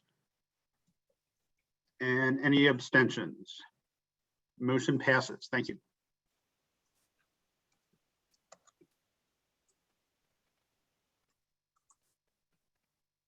Okay, I guess we have the rest of the energy code to move forward at this point or discuss. It sounds like there's a long list of people that are interested in speaking on that. I guess we could arrange it by which proposal, or we could arrange it just in order of signing up. That might be. So what I'd like to do is anything other than item 7. And then I'd like to take a vote. So we have just item 7 left. We'll hear all of the public testimony, and then we'll deal with that separately. Item 7 is this agenda item. Oh, item 7. Okay. Good point. Apologize for that. Okay, yeah, let's take testimony. So yeah, what I'd like to do, actually, I think we're gonna need to extend the meeting. I had spoken with Todd, who graciously has volunteered to be able to take over at 2 o'clock as the chair pro tem, because I'm unable to stay past 2, but we do need a council vote on that. Todd, still willing? Yes, thank you, Chair. No, thank you. I'll make a motion to that effect, that we extend the meeting with Todd as chair pro tem. And Todd, I'll let you give Shell. Do we need to state how long, or we can just state that we're extending the meeting? We need to state how long or until adjourn. These are 2 options. Okay, so Shell, until adjourned is your motion? Until adjourned. Okay. Okay. Is there a second? Second, this is Micah. Thank you, Micah. Any discussion? All those in favor, please say aye. Aye. Aye. Aye. And anyone opposed? And the item passes. Motion passes, sorry. So, okay, yeah, let's move on to public testimony. We've got names up on the screen. So, you know, if you see your name when someone's finishing up, feel free to just start talking. Otherwise, if there's a lag, I'll call the name in case you're on the phone or something, and, you know, don't have the screen in front of you. So let's go up, Marcus Liu. Floor is yours. Yeah, my name is Marcus Liu. I'm with Centrio Energy. We were actually the proponent of that last proposal, so we just want to thank the chairman and the council for their consideration of that. Just had a quick question. I was wondering, you know, I did notice in the version that was brought up on the screen, there were quite a few of, I guess, editorial track changes. I didn't know if it would be beneficial, Krista, if I sent you a cleaner version that showed simply the content revisions versus formatting and things like that. There's no need. I can just turn off the track changes and it would show me a clean version. No problem. Yep, so Centrio was in attendance to both the TAG as well as the MVE committee, and we approve of the progress going forward. So thank you. And you'll notice that some of the names are crossed out, and that's because they were on their duplicated. Johnny had submitted an additional list later that comes up, and then some of the other people were under his list as well as individually. And there's one group that has already provided their testimony. So. Okay, well, the idea is to get to everyone. So if you see your name crossed out, don't panic, as Krista said. Dan Kircher, please go ahead. Mr. Chairman, just clarifying time limit on testimony, 1 minute. I don't know. I'll cut you off. try to stay as there's no time limit yet, but be respectful of everyone, please. Thank you, Mr. Chairman. I'll try to keep my comments to 1 minute or so. Appreciate Mr. Anderson's review of the tag process. Obviously, I have a different view of the process that went through. We did bring to bear a series of experts from folks who own and operate commercial buildings, folks who install equipment, the utilities that have to deliver the energy to those homes. And rather than listening to that expert testimony, it appeared to us anyway that the tag was on a single-minded quest to really ban the use of a particular fuel in commercial buildings, fossil fuels, which exceeds its mandate to be looking at energy efficiency. We can accomplish the energy efficiency goals utilizing natural gas in these buildings. And that leads me to my second point. So to summarize my first point, the process was flawed. The expertise, although that was delivered, was ignored, in fact, dismissed, and in some cases even mocked. It was really uncomfortable in a lot of situations. So that's unfortunate. But what I really want to talk about is the fact that the TAG committee and now the Building Codes Council is actually considering adopting an energy code that extends beyond the council's mandate. The mandate of the council is to develop energy efficiency, to reduce energy by 70%, energy use by 70%. The council's mandate is not to prohibit or eliminate the use of particular fuels in buildings, which proposals 103 and 136 in fact explicitly do. That is the role of the legislature, and this is a shadow effort, I would call it, to go around what the legislature was unable to accomplish on its own during the 2021 session. So we're concerned about that. And finally, I'll talk about the efficacy of these programs, these proposals. In fact, there's a very real possibility that they will not be efficacious. That's a bunch of the testimony that our experts brought to bear and other stakeholders brought to bear. And again, was simply ignored in this quest, it appears, to pursue a single-minded effort to pursue excluding a fuel from commercial buildings.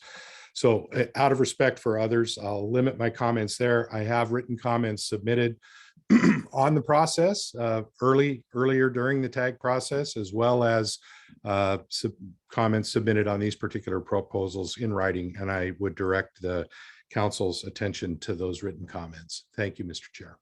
Thank you very much, Dan. Holly Towns.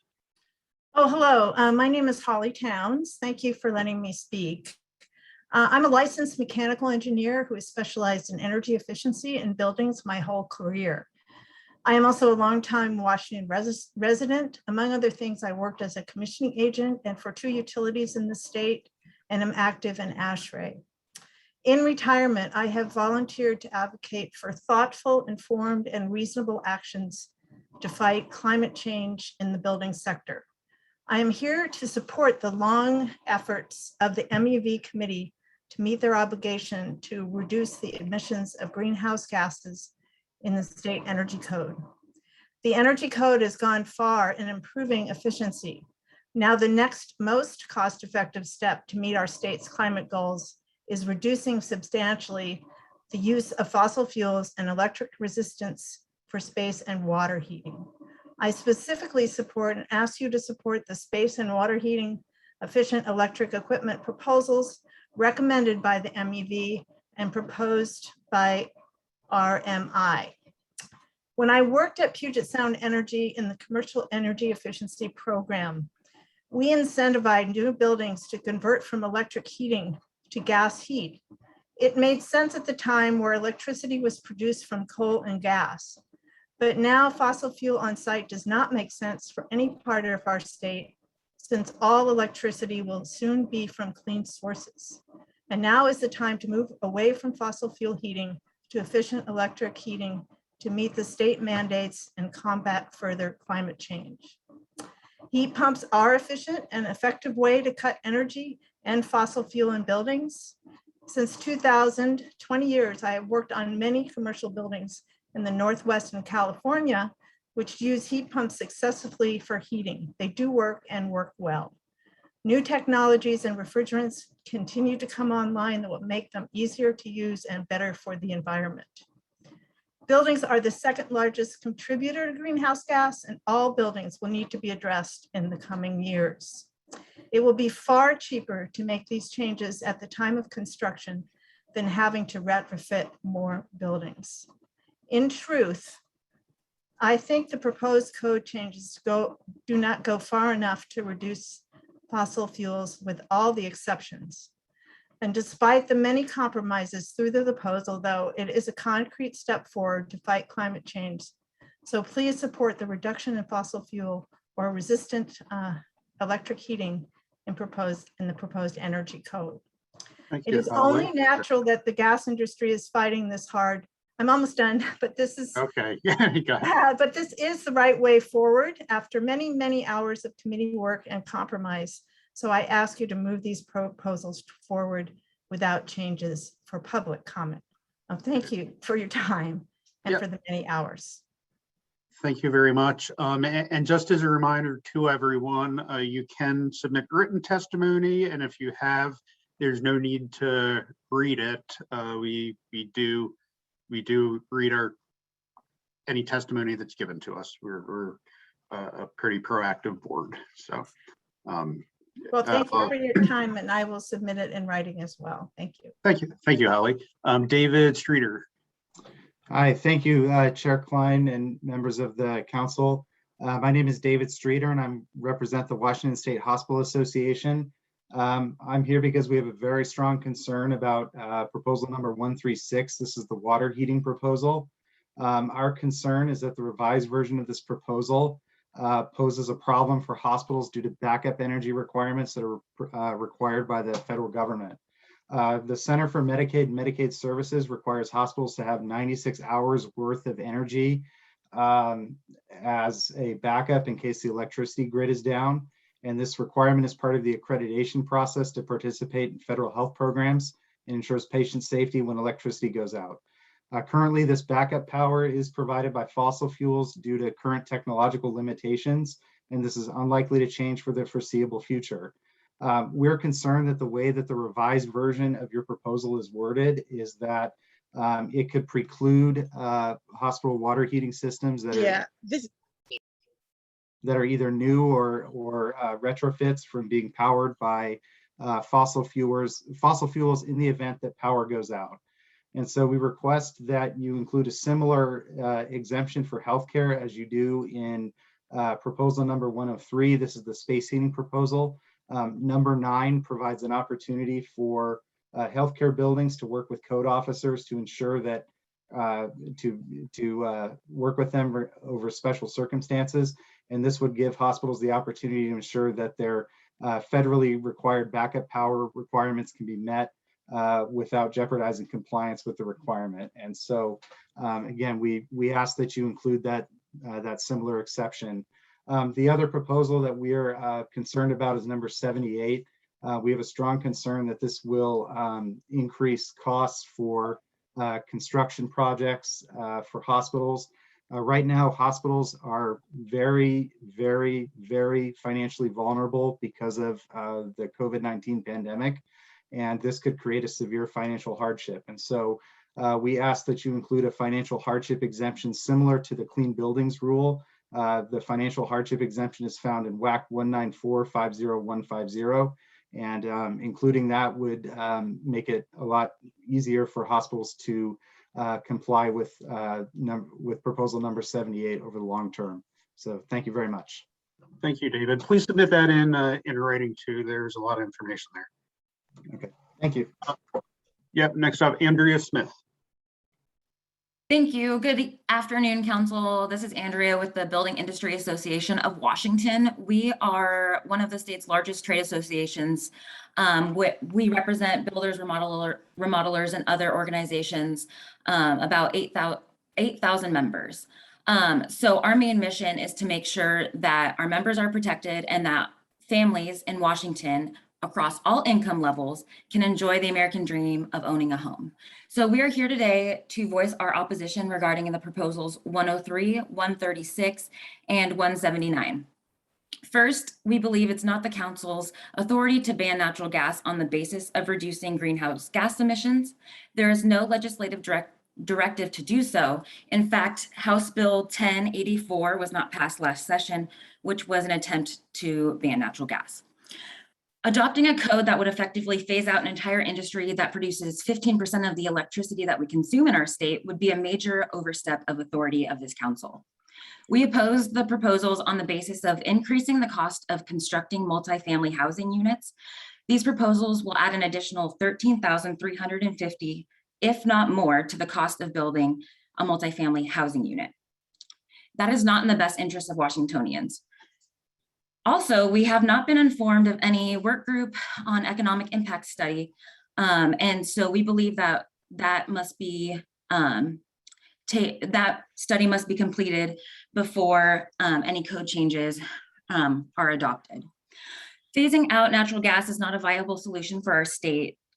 First and foremost, because the electrical grid simply cannot support a full ban on natural gas, and there is absolutely no comprehensive plan to replace this energy. It will increase what is supposed to be more affordable housing, especially when you consider the legislative directive of installing electric vehicle charging stations throughout the state, which will add another $3,000 to the cost of construction.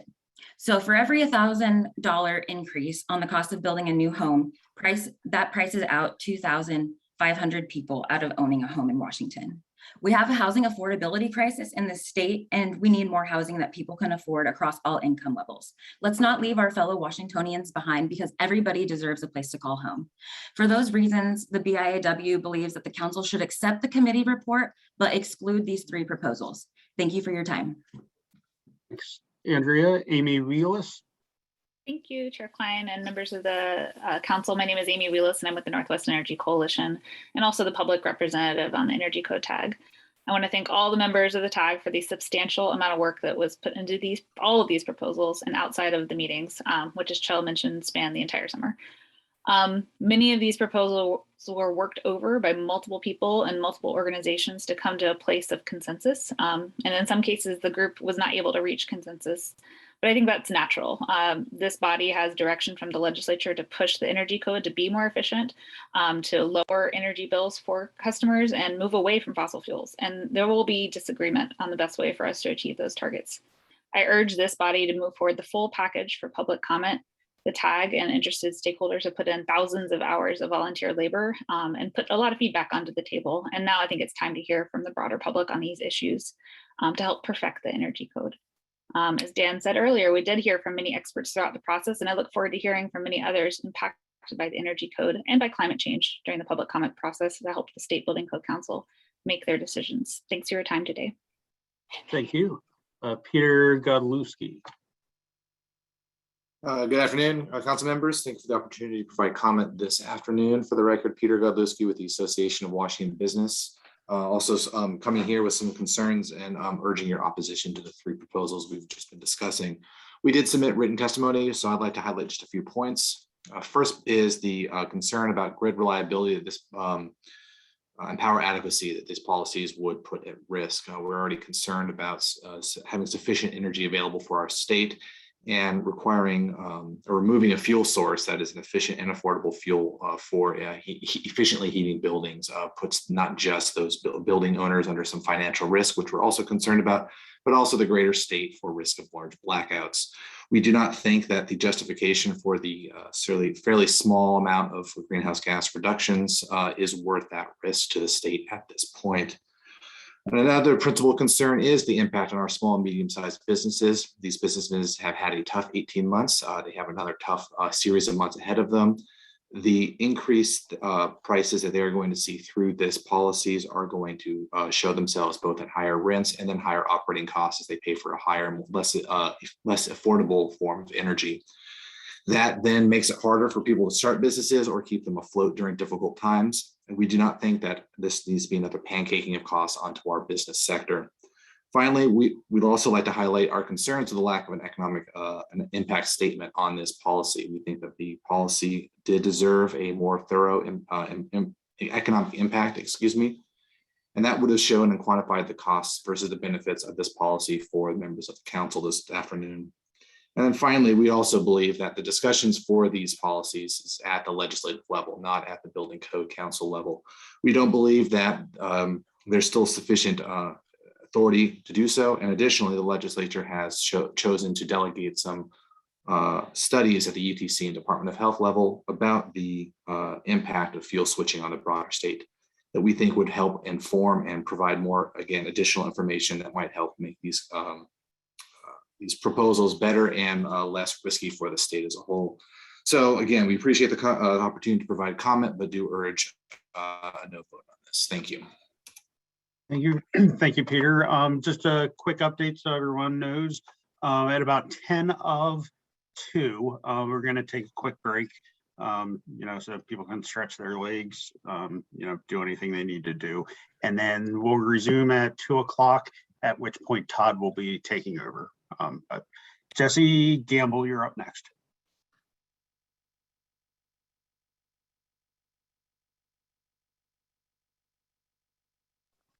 Going once, going twice. Jesse, if you come back, just put something in the chat and we'll get you back on here. But otherwise, Zach's. I think he withdrew his request for comment. Okay, both Jesse and Zach's. I'm sorry, no, it was just Zach's. Oh, okay. Justin Wood. Greetings, my name is Justin Wood and I'm here today speaking on behalf of the Building Industry Association of Clark County in opposition to commercial code proposals GP 103, 136, and 179. These proposals will eliminate energy choice for new commercial construction. More importantly, it will increase the cost of the most affordable housing to begin with, large multifamily projects. If these proposals are extended to residential construction, Code 103 would increase the cost of the average single-family home by $8,000. Code 136 would add $2,600 to the cost of the average single-family home. Moreover, this seems to be an attempt to ban natural gas appliances at arm's length without going through the proper legislative process. House Bill 1084 was not passed during the 2021 legislative session. Natural gas utilities deliver heat and productive energy to more than 100,000 commercial businesses and 3,500 industrial facilities that employ hundreds of thousands of Washingtonians. Natural gas is an important energy source and the cleanest burning fossil fuel. 10% of our state's energy needs are satisfied by natural gas. Greenhouse gas emissions from natural gas appliances are a small of the state's total. I would also like to underline previous testimony from the Hospital Association and the Association of Washington Businesses that actually instituting these proposals may be the difference between life and death, and backup on-demand energy sources are crucial. I urge the council to consider the following points when deliberating on these proposals. These proposals will have unintended consequences that are antithetical to the housing affordability and economic development goals that so many in the state tout. Thank you. All right, thank you very much. That was Justin Ray, so Bob. Bob Wolfer. Good afternoon, everybody. My name is Bob Wolfer. I am the Manager of Government Relations for Bradford White Corporation. Very quickly, Bradford White is a leading manufacturer of water heating and boiling equipment, as well as unfired hot water storage tanks. We manufacture several products that are installed in the state of Washington to fulfill hot water needs. While we appreciate the amount of effort the proponent and others put into proposals 103 and 136, we must ask the Washington State Building Code Council to overturn and dismiss those proposals at this time. We have high-level concerns as well as proposal-specific concerns, and I want to briefly go over both of those. From the high-level standpoint, the market for commercial heat pump water heaters is in its infancy. This represents a very small portion of the installed market inside of Washington State, Therefore, mandating the installation of these products is premature, even if that is limited to only new construction. We've heard from already hospitals association, businesses associations, the builders. They understand that the commercial building stock is very complex and represents a lot of different buildings with very unique hot water needs. A restaurant's need is not going to be the same as a hotel, which is not going to be the same as an office building, which is not going to be the same as a corner drugstore. So applying these same requirements to all these building types is a highly risky proposition because we do not yet know the strengths, weaknesses, and opportunities of these products in all of these installations. Throughout the process, the TAG and other members have discussed pressure being applied by the legislature to meet the very ambitious goals that have been set by the Washington legislature as it relates to greenhouse gas emission reduction. While I can understand the building code's concern, I would add that Senate Bill 5126, which was passed by the legislature, should alleviate a lot of these concerns, as this legislation is an effort to deal specifically with building decarbonization, partially in the commercial sector. The legislation demonstrates that there are alternatives that still allow the state's energy goals to be achieved with energy efficient products that have been widely utilized throughout Washington and distributed for decades, and does not need the mandate of a new product with a lot of question marks. By layering these building code proposals on top of that legislation, the council will create confusion in the regulatory climate and add unnecessary costs to the building owners that are often passed down to consumers. Beyond that, I want to echo the concerns of Dan Kirshner as far as the process is concerned. We as well have had similar concerns with how that has been handled, specifically as it relates to experts in the industry. Moving very quickly to proposal specific concerns, there are exemptions for existing construction in this proposal that would actually discourage the installation of unitary heat pump water heaters in place of a standard electric resistance water heater. There are thresholds that are established to meet exemptions that are seemingly arbitrary and include no supporting data to justify the criteria that is selected for qualifying for an exemption. There are references throughout both proposals that inaccurately use terms that are associated with space conditioning heat pumps and are commonly not used when referring to commercial heat pump water heaters, which will further confuse builders and installers. There are references throughout both proposals which we believe violate federal law based on our understanding of the Energy Policy and Conservation Act. There are certain portions of both proposals that are more appropriately included in other state building codes, such as the mechanical code. And there is a GWP refrigerant threshold for additional credits that does not harmonize with thresholds that have been established both in other states, as well through the Environmental Protection Agency, and as well with other commercial equipment thresholds that was established earlier this year by the Washington legislature with the enaction of House Bill 1050. Those create a disincentive for manufacturers to introduce products that utilize lower GWP refrigerants, and once again, creates confusion and consistency in the marketplace, even if these proposals are limited to just new construction. We do plan to submit written comments, and once again, we urge the council to overturn and dismiss proposals 103 and 136. Thank you, Bob. John Lang.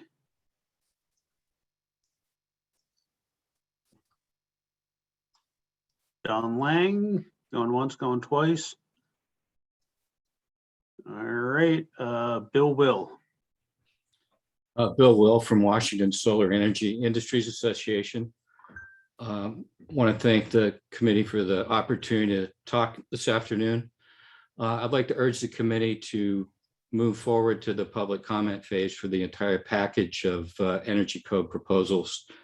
They were a result of thousands of hours of hard work by some very dedicated people, and they talked to a lot of experts, did their job, did it well. So let's move them on to the next stage.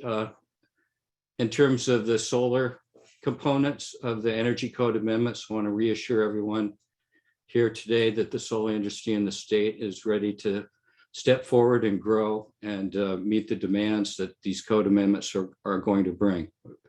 And I think Chell very elegantly outlined at the beginning of the presentation, the more work we get done in this code cycle to decarbonize the grid, that will make the lift a little bit easier down the road into 2030. So let's not delay. Let's move forward and get this package approved. Thank you. Thank you very much, Bill. Lisa Rosano now.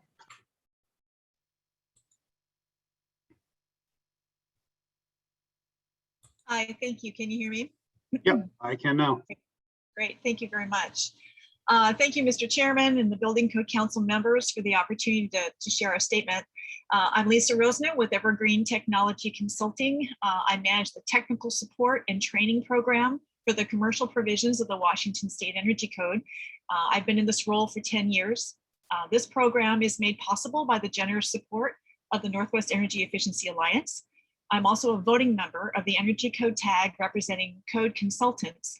And this is the third code cycle that I've participated as a voting member.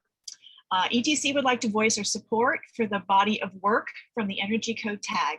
It represents an important step towards achieving the state energy conservation and carbon reduction goals. Members of the design, construction, and code development community submitted an important set of measures to advance the Energy Code. Proponents of the most substantive measures engaged with qualified working groups to refine their proposals to address questions and concerns of TAG members and from public comment. In addition, many of the proposals submitted focused on improving code language clarity and enforceability, which we believe as providers of technical support as essential to the success of the Energy Code. Committee Chair Shell Anderson and Krista Roxma with the State Building Code Council did a phenomenal job working through the submitted proposals and provided ample opportunity for proponents to refine their proposals. We applaud their efforts and that of the TAG members and all those in the design, construction, and code development community who participated in the process. Climate change is a complex issue and it affects everyone. We believe that the recommendations being presented to the State Building Code Council by the Energy Code Tag will move the state in the direction that we need to go. Thanks, Mr. Chairman, and to the council for your time and consideration of this body of work. Thank you, Lisa. John Frankel. Hello, my name is hello, my name is John Franklin, I'm a Senior Manager of Marketing and Channel Development at Northwest Natural. And I thank you for the opportunity to comment on proposals 103, 136, and 179. First of all, greenhouse gas reduction. We acknowledge the climate imperative and we recognize that we must all act collectively and individually to address the climate crisis. Banning the direct use of natural gas in commercial development in Washington is an ineffective way to accomplish this objective. According to the Washington Department of Ecology, direct use of natural gas in all existing commercial buildings accounts for only 3.3% of greenhouse gas emissions, despite providing cost-effective space and water heat for over 110,000 businesses. The Commercial Building Code addresses just new construction and some retrofits. That narrows the emission scope down to less than 1% of the state's greenhouse gases. That's a 1% gain for all of the potential cost to small and large business, disruption of economic growth, and potential loss of employment. Gas ban activists have stated that commercial buildings contribute 18% of the greenhouse gases. It's important to note that that view of the emissions profile includes emissions from electric generation that serves the businesses, as well as process and manufacturing load that's not governed by the building code. Department of Ecology data sets the record straight that the smaller amount is the one that we should consider. And also any comments about how the power profile will be clean very soon. The CETA Act actually provides that they can use fossil fuel for generation until 2045. Secondly, I'd like to talk about the Climate Commitment Act, or the CCA. Reduction and elimination of greenhouse gas has been addressed by a variety of Washington laws. Most recently, the Climate Commitment Act, also known as Cap and Invest, established requirements for the deliberate and decarbonization of Washington's energy supply. Cap and Invest applies to both electric and natural gas providers. And the inclusion of natural gas is a tacit acknowledgement that natural gas remains a lawful and necessary source of energy service in Washington. As with CETA, nothing in Cap and Invest gives a state agency, board, or commission the authority to ban natural gas as an energy service. In fact, no authority exists for the SBCC to ban natural gas through rulemaking of the state building codes. And the purpose of RCW 27 state building codes is not that broad. The legislature has addressed emissions through cap and invest. The TAG and the SBCC would overstep their statutory authority in banning gas. Finally, I'd like to talk to you about the equity view of the TAG gas ban proposals. The Northwest Gas Association presented a motion in proceedings asking for the TAG to seek assistance from the Washington Office of Equity in applying the equity lens to the electrification proposals. In good faith, we tabled that motion from one meeting to a future meeting in order to meet with and discuss the motion with any interested parties. The feedback in those meetings and then during public discussion at the next meeting was highly discouraging. Consensus is that there was not only no need for this step, but the Office of Equity didn't have a charter, a director, a budget, a mandate, or most alarmingly, the capability to perform this important review of the impacts of the proposals on the Black, Indigenous, people of color we think are most affected. All of those concerns about the motion were refuted with evidence by us. The motion to involve the Office of Equity in this review was unanimously defeated. It is in fact mandated by RCW 43.06D, and sadly, one opponent celebrated the defeat in the comment in the meeting chat. Subsequent to that motion's defeat, we reached out to Dr. Karen Johnson, Executive Director of the Office of Equity, and I can assure you that she is very interested in performing this analysis and engaging the SBCC in fully understanding any unintended and adverse consequences of these building code changes on small business and frontline communities before the SBCC takes actions to adopt. And it's important to note that. So I'd like to thank you for your time. I appreciate the consideration and urge you to reject proposals 21-GP1-103-136 and -179. Thank you very much, John. Gordon Hester. Gordon, going once, twice. Mark Dung. Mr. Chair, I wish to next item, number 8. Okay. Krista, can you make note of that? David Moore, I'm sorry. Oh, okay. Nicole is number 8. David Morton. Sorry, I wish to speak to number 7 as well. Oh, yeah. Oh, I'm on for okay. both. I'm sorry. I only saw what was highlighted. Okay, go ahead, Nicole. The floor is yours. Excellent. Thank you. Thank you for the chance to speak. My name is Nicole Sanders. I'm the Green Building Principal Planner for King County. I've heard today some encouragement for the council to remove proposals coming out of the commercial energy tag prior to their receiving a public hearing. King County would urge the council to move the full energy tags code updates forward to public comment without material deletions in advance. Buildings are one of the largest and fastest growing sources of climate pollution in Washington, and they will continue to consume more electricity and natural gas as our state's population grows. Once constructed, these building systems are complicated and often rather expensive to retrofit to lower emitting systems, such that systems installed tomorrow will often remain in place for decades. The recommended code updates ensure that as we construct new buildings, we are doing so sustainably and responsibly, and in keeping with our state's reputation as a climate leader. The current energy code package will not only help us use electricity more efficiently and bring more rooftop solar to our jurisdictions, which will help to offset, potential impacts of adding additional systems to the energy grid. King County is particularly enthused to see proposals restricting fossil fuel use for space and water heating. We are currently considering similar codes in our jurisdiction, and we know that we cannot meet our climate goals without beginning to slow the still expanding dependence on on-site fossil fuel combustion in buildings. We are very interested to hear the public's full thoughts on these codes in a public hearing. Finally, these proposals have gone through many hours of review. They're the result of dedication and hard work, and we feel that the public deserves the chance to consider them as they're currently proposed in their entirety, so that the public may fully participate in and comment on the codes that will shape the buildings in which they will live and work for years to come. As such, we ask for you to send the full package of proposals out to public comment. Thank you. Thank you very much, Nicole. At this point, I think we should take a 10-minute break. When we come back, Todd will be your fearless leader. I want to thank everyone. I apologize I can't stay to the very end, but I've got another meeting I've got to get off to. So best of luck. Have a great weekend. And let's break for about 10 minutes.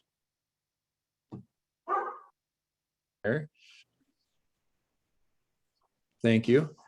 Okay, let's continue our testimony on the MVE report. Chell, would you like to make a comment as we begin? I would, just procedural. I would like to make sure that we have enough council members to actually vote on this at the end of testimony. Taking a lot of testimony is always great, but making sure that the testimony is moving us forward towards something at the end of the day. Is there a way to poll the council members to see who can stay till 2:30 or 3 o'clock?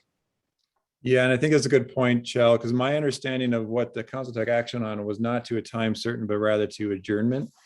So I think it's a fair question to ask right now if what our expectations are. Corey, would you like to make a comment? Yeah, I just had the same question. Again, I'm new to the process. And I think we changed. This whole thing is irregular from everything. I've only been with the council for about a year, so we don't have a chairman. We have another chairman pro temp, and we're extending where, I have commitments beyond this, and I don't know. I'm just confused by the whole process. So it was legal what we did to just carry on as this goes on till 7 p.m. We're okay. Well, thank you, Corey. I won't take offense to that. No, let's. I think it's a fair question to the council to say, shall we set a time certain? Is anyone opposed to that? This is Bob Hamlin, Skamania County. I'm like Corey, I haven't been on the board that long, and so I would certainly like to set a time limit so that this doesn't go till this evening. So just so that we're kind of clear that this isn't an endless quest. Yep, agreed. Thank you. Krista, could you maybe help us understand, or John, if you're leading there, and how many we have left on the list for item 7?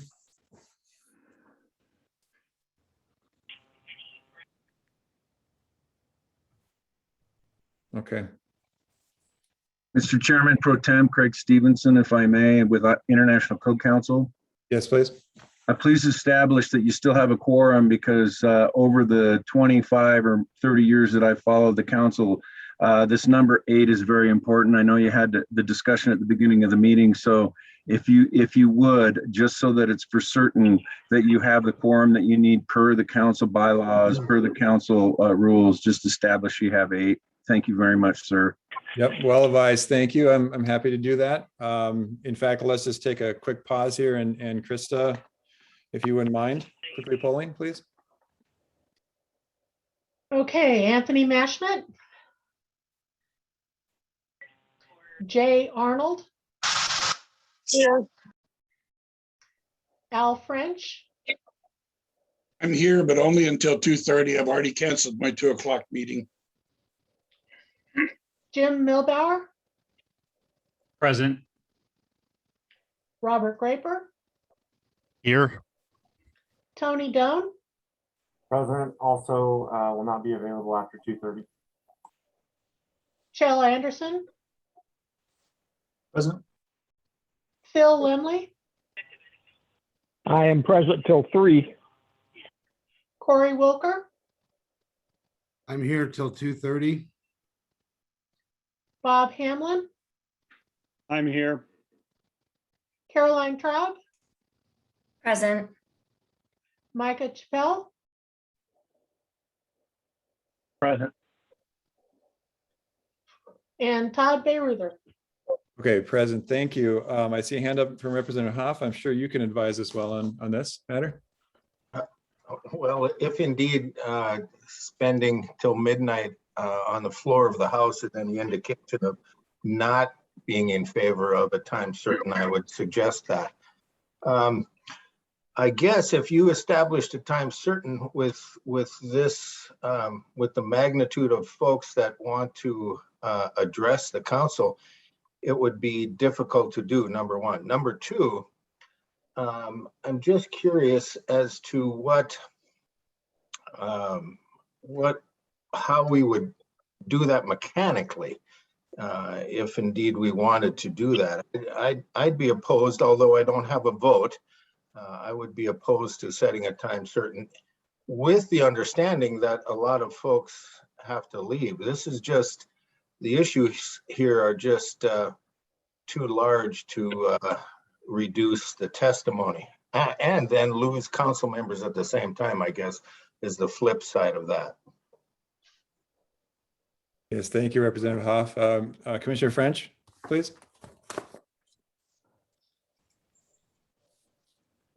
Well, and I would like to provide comment on this before we take an action and stuff. So as you look at your timetable, I hope you allow the members to provide comment before voting. Yes, thank you. Micah? So in light of that information from everyone and the time limits that everyone has, would it behoove us to schedule an additional meeting, maybe a special meeting while we have a quorum to vote on that? I agree. It seems we're getting close to that. Shell, as chair of the TAG and the MV, could you please comment? Could you repeat that, Micah or Todd? I was listening, but I didn't catch the whole thing. Absolutely. My question was, while we have a full quorum on the SBCC, maybe it would be best if we discussed or even made a motion to conduct another SBCC meeting, a special meeting, to hear further testimony on these specific energy code items. I mean, and we're just talking about the energy code items here. We still have several other items on the agenda that also need a quorum, and we're running out of time for those as well. Yeah, I think that's one solid path forward. I think another one is we would move, if we made a motion today, the motion would be to move this into a public comment period. So taking public comments on moving something into a public comment period is interesting, I guess. I mean, we could simply just move this forward into the public comment period, and then we could take all the public comments we want. We have many meetings scheduled later this year that we will take all the public comment. This is just, I sat through lots of TAG meetings, and this is the same, you know, mostly the same comments we heard in the TAG meeting. So I think both of those are good options. We could set up another building code council meeting, or we could simply move it into the public comment period. Okay, thank you, Shell. Senator Wilson, and then Commissioner French, please. Sure. I'm just thinking, if you intend to move this to public comment, does that mean you're going to go ahead and vote before you hear all the public comments? Is that the intention, is that you're going to continue to go ahead with the vote, even though you haven't heard all the public comment? Yeah, thank you, Senator Wilson. I think maybe could someone, Stoyan or others, please again clarify for everyone the action that is proposed here today on the agenda? We received more than 300 comments already, and what I've heard, and I'm not saying we need to stop the public comments. I'm just stating the facts.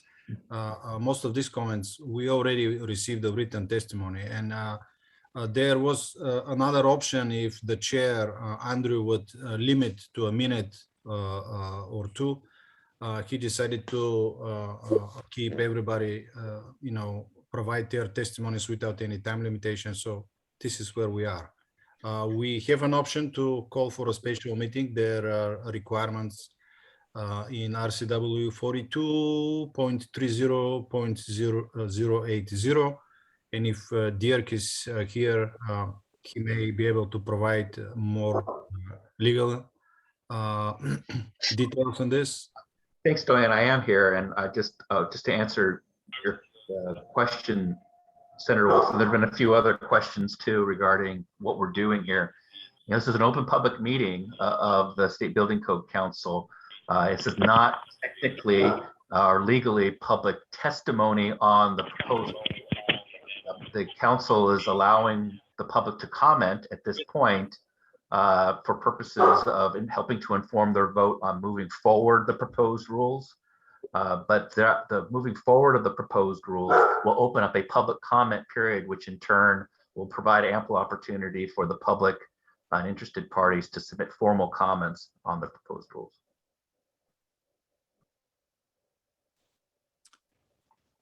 Okay, thank you for that, Stoyan and Derek. Senator Wilson, do you have further comments on that or questions? No, I hear it clearly. Thank you. Okay, thank you. Commissioner French? Well, the assumption there is that you're going to move all the items forward, and I think you've already heard testimony that 3 of the items should not go forward and stuff. So I anticipate that there'll probably be discussion and debate about the package that does move forward. I don't think it'd be fair to assume that the entire package would be at this point, but we don't know that until we have that debate. Okay, thank you. And Representative Puff. Yes, that Al shared my thoughts there as well. I think that in front of the council is the ability.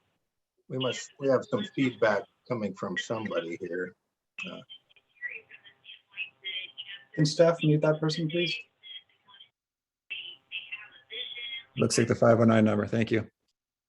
So Al suggested that, actually shared my thoughts. If the council has in front of them the ability to accept or reject the TAG's recommendations at this point, and then move things into public comment, if I understand the process correctly.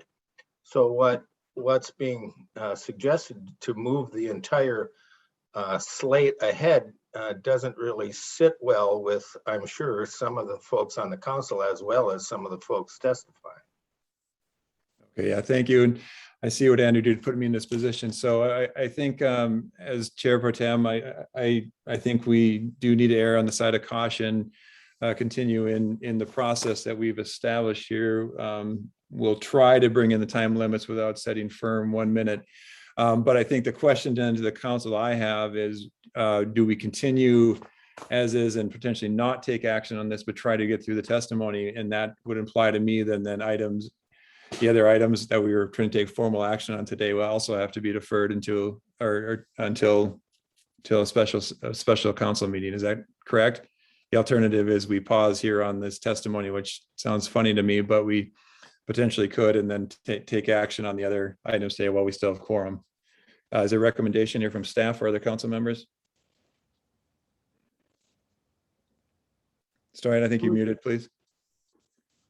I would just like to say that I think we're going to have to take all the public testimony we can since we started that process, but I don't think we're going to be able to take any real action today on the remainder of our agenda. We're going to run out of time before we even get to that. That's my thought. That's my thought also, but I want to hear from Senator Rommel, please. Or thanks. I guess my question is just for Stoyan or staff. I mean, you laid out a pretty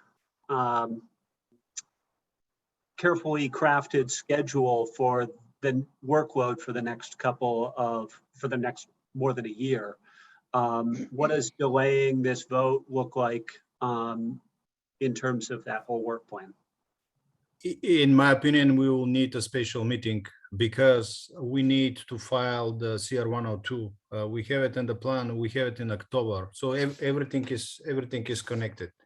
If we are late with filing the CR 102, there is a specific time for comments and testimonies, and we will be late with the public hearing. So it delays the process. It's not something that is like unreversible. We can do it, but it just slows down, delays the process. The other one and the agenda, the budget is there. So the council needs to approve the budget. It seems a formality, but it's still needs a formal approval. okay, but I think everyone's in agreement. We're there that we're not going to maintain quorum and achieve all of our agenda items today, regardless. So I think we're already at that point. The question, I think I'm hearing preference towards moving through the public testimony and potentially losing quorum, and therefore we won't take action on any other item today, except we will get through our testimony on this item. Commissioner French, please. Yes, Mr. Chair, in light of your comments, and I think what I'm hearing from the other council members, I would I'd like to make a motion that we continue to take public testimony until 2:30, and that we then defer any additional testimony and action until the 10 o'clock on the morning of October 8th. Just to throw a date out there so that you got something to beat up on one way or the other. Okay, thank you for that. Is there a second to that motion? This is Corey, I'll second. Okay, I'll give that one to Corey. Let's, Representative Rommel, did you have a comment or you raised? Okay, any discussion, and then especially from Stoyan, is that acceptable in terms of a date, or should we propose a friendly amendment to that time and date? I need to, Dirk, can you help with the date? I don't see a date, specific time in the RCW for a special meeting, but I may be wrong. I'm not a professional on the legal front. Okay, let's go, Micah, then Shelley. Great deference, Craig Stevenson, ICC, to give a historical perspective. If you say no, that's okay. I'm sorry, I was talking over you, so I couldn't hear what you said. I just said to give you a historical perspective in the spirit of moving forward, so you're constructive, so that you're within your bounds legally. Will you take a comment from Craig Stevenson, ICC? I'm sorry, is that a request for? It is, and it's out of order, and I understand that. So if you say no, then the answer is no. I think we can, but I want to give it first to Micah and Shell, and then unless you'd like to defer.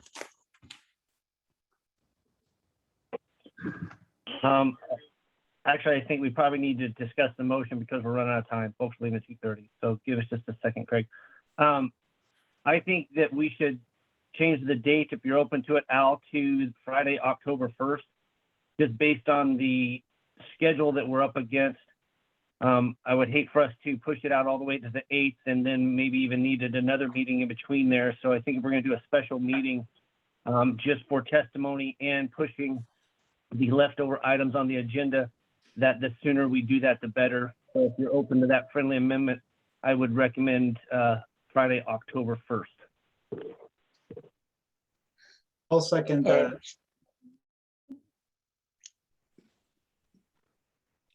think So, it's Mr. Chair, the reason I picked September 8th is because my October 8th, because October 1st, I'm involved in an all-day mediation. I wouldn't be able to be there. So it was a little self-serving with regard to the 8th. But if you would be willing to move that to the October 30th, I'd be available all day, the October 30th, or September 30th, I mean. I'd be fine with September 30th. I would as well. I think the sooner the better. So yeah, September 30th would be fine with me as well. I'm good with the September 30th as well. Okay, so I'm hearing that that's a friendly amendment that's accepted by Commissioner French. Do we want to hear from Craig quickly before we? I'd love to hear from Craig. Thank you.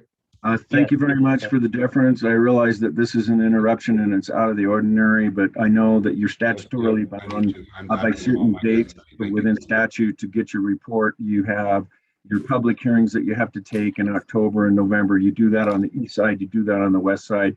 You always have a lot of important work. You're in the middle of this testimony for openness and transparency. I know all the people want to be heard. The only other alternative, in my opinion, and you do not have to take an action on this, is to create the special meeting to hear the rest of the testimony. Other than that, you have to recognize that you have certain dates that you have to get your final report in for your annual code changes. So I'll defer to Mr. Micah Chappelle. I think he stated it really well within his own terms, and therefore my comments are done. Thank you. Okay, thank you for that. So let's take a vote. Unless there's any other comment by council members, let's take a motion or a vote on this motion with the friendly amendment for my understanding, a date and time certain of September 30th at 10 a.m. Correct? Can we clarify what the motion is? Yes. For me, that would be to continue the remaining public comment to move forward the tag recommendation and to revisit the items remaining on the agenda from today. That's my understanding, with a deep apologies to Mr. Kokot on item 9. Yes.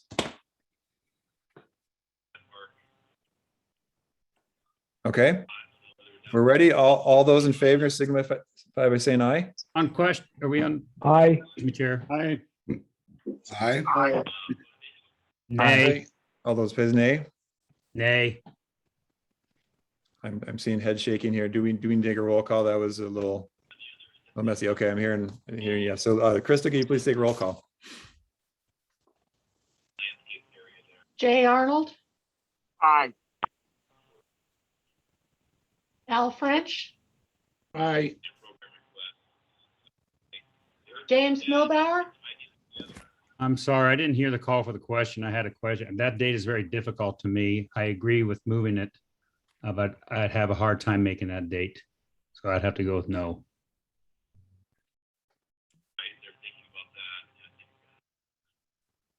sorry. Writing down, okay, Robert Graper, Yes. Tony Doan, Yes. Chell Anderson, No. Phil Lemley, Yes. Corey Wilker, Yes. Bob Hamlin, Yes. Caroline Traub, Yes. Micah Chappell, Yes. Todd Bayreuther. An aye. Thank you. So motion carries 9-2. Okay, thank you, everyone. I know that's an inconvenience, but let's, I think it is the deliberate way to move forward. Okay, so with that, just for everyone's reference then, we will not take any more action today on the other items, but per the motion, we will have 8 minutes to continue our testimony. Is that everyone's understanding? Okay, thank you. So I see John Lang in gray there. John, is that also the same as Johnny? Is that what I was trying to address? Okay,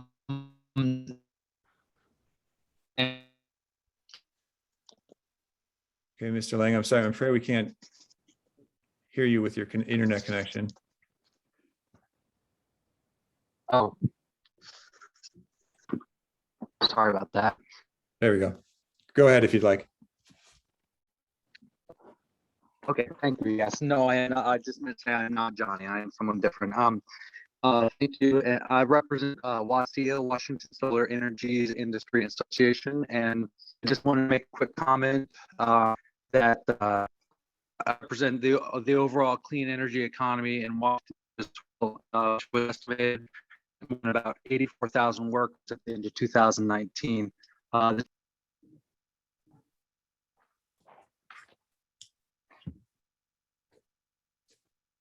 Okay, Mr. Lang, my apologies. I think we're not getting your testimony through your It internet appears connection. he dropped. Okay. Okay, thank you. We'll come back if available. So I thought we heard from Mr. Hester. Is that correct or no? I think we're further down, aren't Yeah, we? we are further down. He wasn't. Okay, I think available. we're at Mr. David Morton, if I'm understanding right. Yes, good afternoon. I'm David Morton, advocating for building electrification. You have before you numerous updates to the WSEC proposed by Johnny Kocher of RMI and others. I urge you to move these updates forward to public comment. Buildings are large and fast-growing sources of greenhouse gas emissions. As we build, these code updates ensure that we do so sustainably and responsibly. Some proposed changes favor the use of heat pumps for space heating and water heating.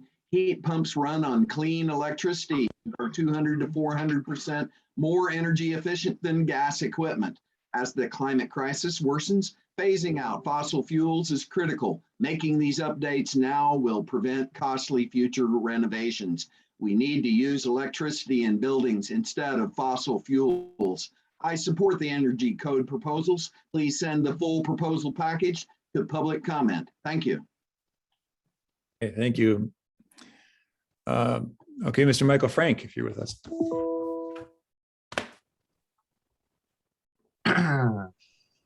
Yeah, thank you, Pro Tem Council Chair Todd Byruther and other State Building Code Council members. Appreciate the opportunity to speak. And I really thank the TAG for the tireless efforts in getting to this point. I know it was kind of grueling, as it always is. My name is Michael Frank. I'm Vice President of Engineering and Design at McKinstry. We're a design, build, operate, maintain organization. We're headquartered in Washington State with offices all over the country. And I've been in the field of engineering and building energy performance for almost 22 years. And I'm here to voice my overwhelming support for moving the two heat pump proposals, 21 GP1 103 and 21 GP1 136, and the rest of the energy code proposals from the MVE forward to file CR 102 and the subsequent public hearing period. Building codes are in place to shift trends in the built environment to make meaningful changes toward desired goals. The RCW, as you've heard, dictates that we achieve 70% reduction in site energy consumption by 2031 as compared to the 2006 baseline. And these two heat pump proposals and others are a big step to getting the reductions we need in the 2021 code cycle. I think we all know the low-hanging fruit is gone. Lighting and insulation upgrades only get us so far. And these proposals weren't based on random suggestions. In fact, NEA published a document in September of 2020 titled Washington State Commercial Energy Code Technical Roadmap Report. And the purpose of that report was to provide viable technologies that would get Washington State to the 70% energy consumption target by 2030. And in it, the base space heating system in almost all the models that met the 2030 reduction targets were heat pumps, and all the other recommended measures were in addition to heat pumps for most building types. And heat pump water heating was also recommended. The proposers of the code amendments, the Energy Code Tag and the MVE, are following precedent and recommending these proposals to move to public comment to achieve the state's desired energy goals. And I also want to note that these heat pump technologies are available in the marketplace, and McKinstry is currently and has implemented these technologies on many new and retrofit projects on both the east and west side of the Cascades. I took the time to read every single testimony letter posted on the SBCC website, and I understand that people desire alterations and amendments for various reasons. And one of the biggest misunderstandings in those testimony letters seem to be around requiring existing buildings to be retrofit and challenges that can create. The original proposals were modified in the TAG to address this and other concerns raised during the TAG review process. The current language focuses on new construction and limiting additionality of new gas service. The process is working as it should, with refinements happening along the way. The fact that there's so much public interest is great, and that's exactly why these proposals should move to CR 102 and on to public hearing to capture this feedback. The science is clear that we need to stop the burning of fossil fuels. These code proposals take an incremental first step by limiting future natural gas use.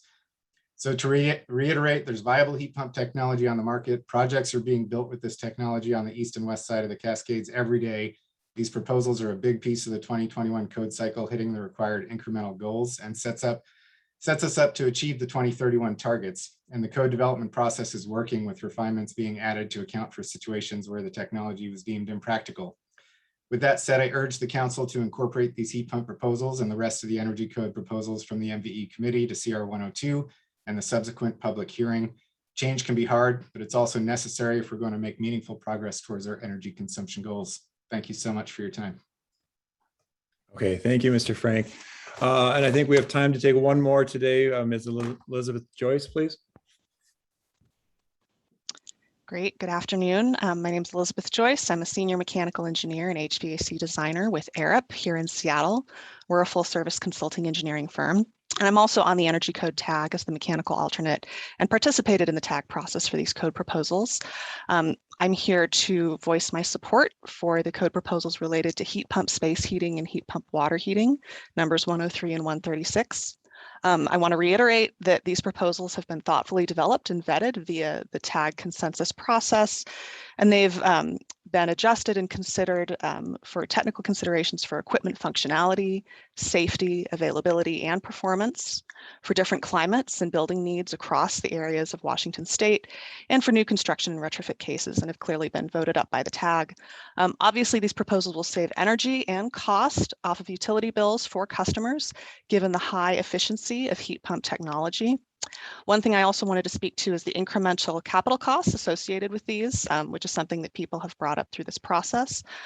ARUP recently completed a study with the New Buildings Institute that looked at the incremental costs associated with heat pump space heating and heat pump water heating as compared against an IECC 2021 equivalent code baseline for climate zone 5A, upstate New York, which is similar to Washington State.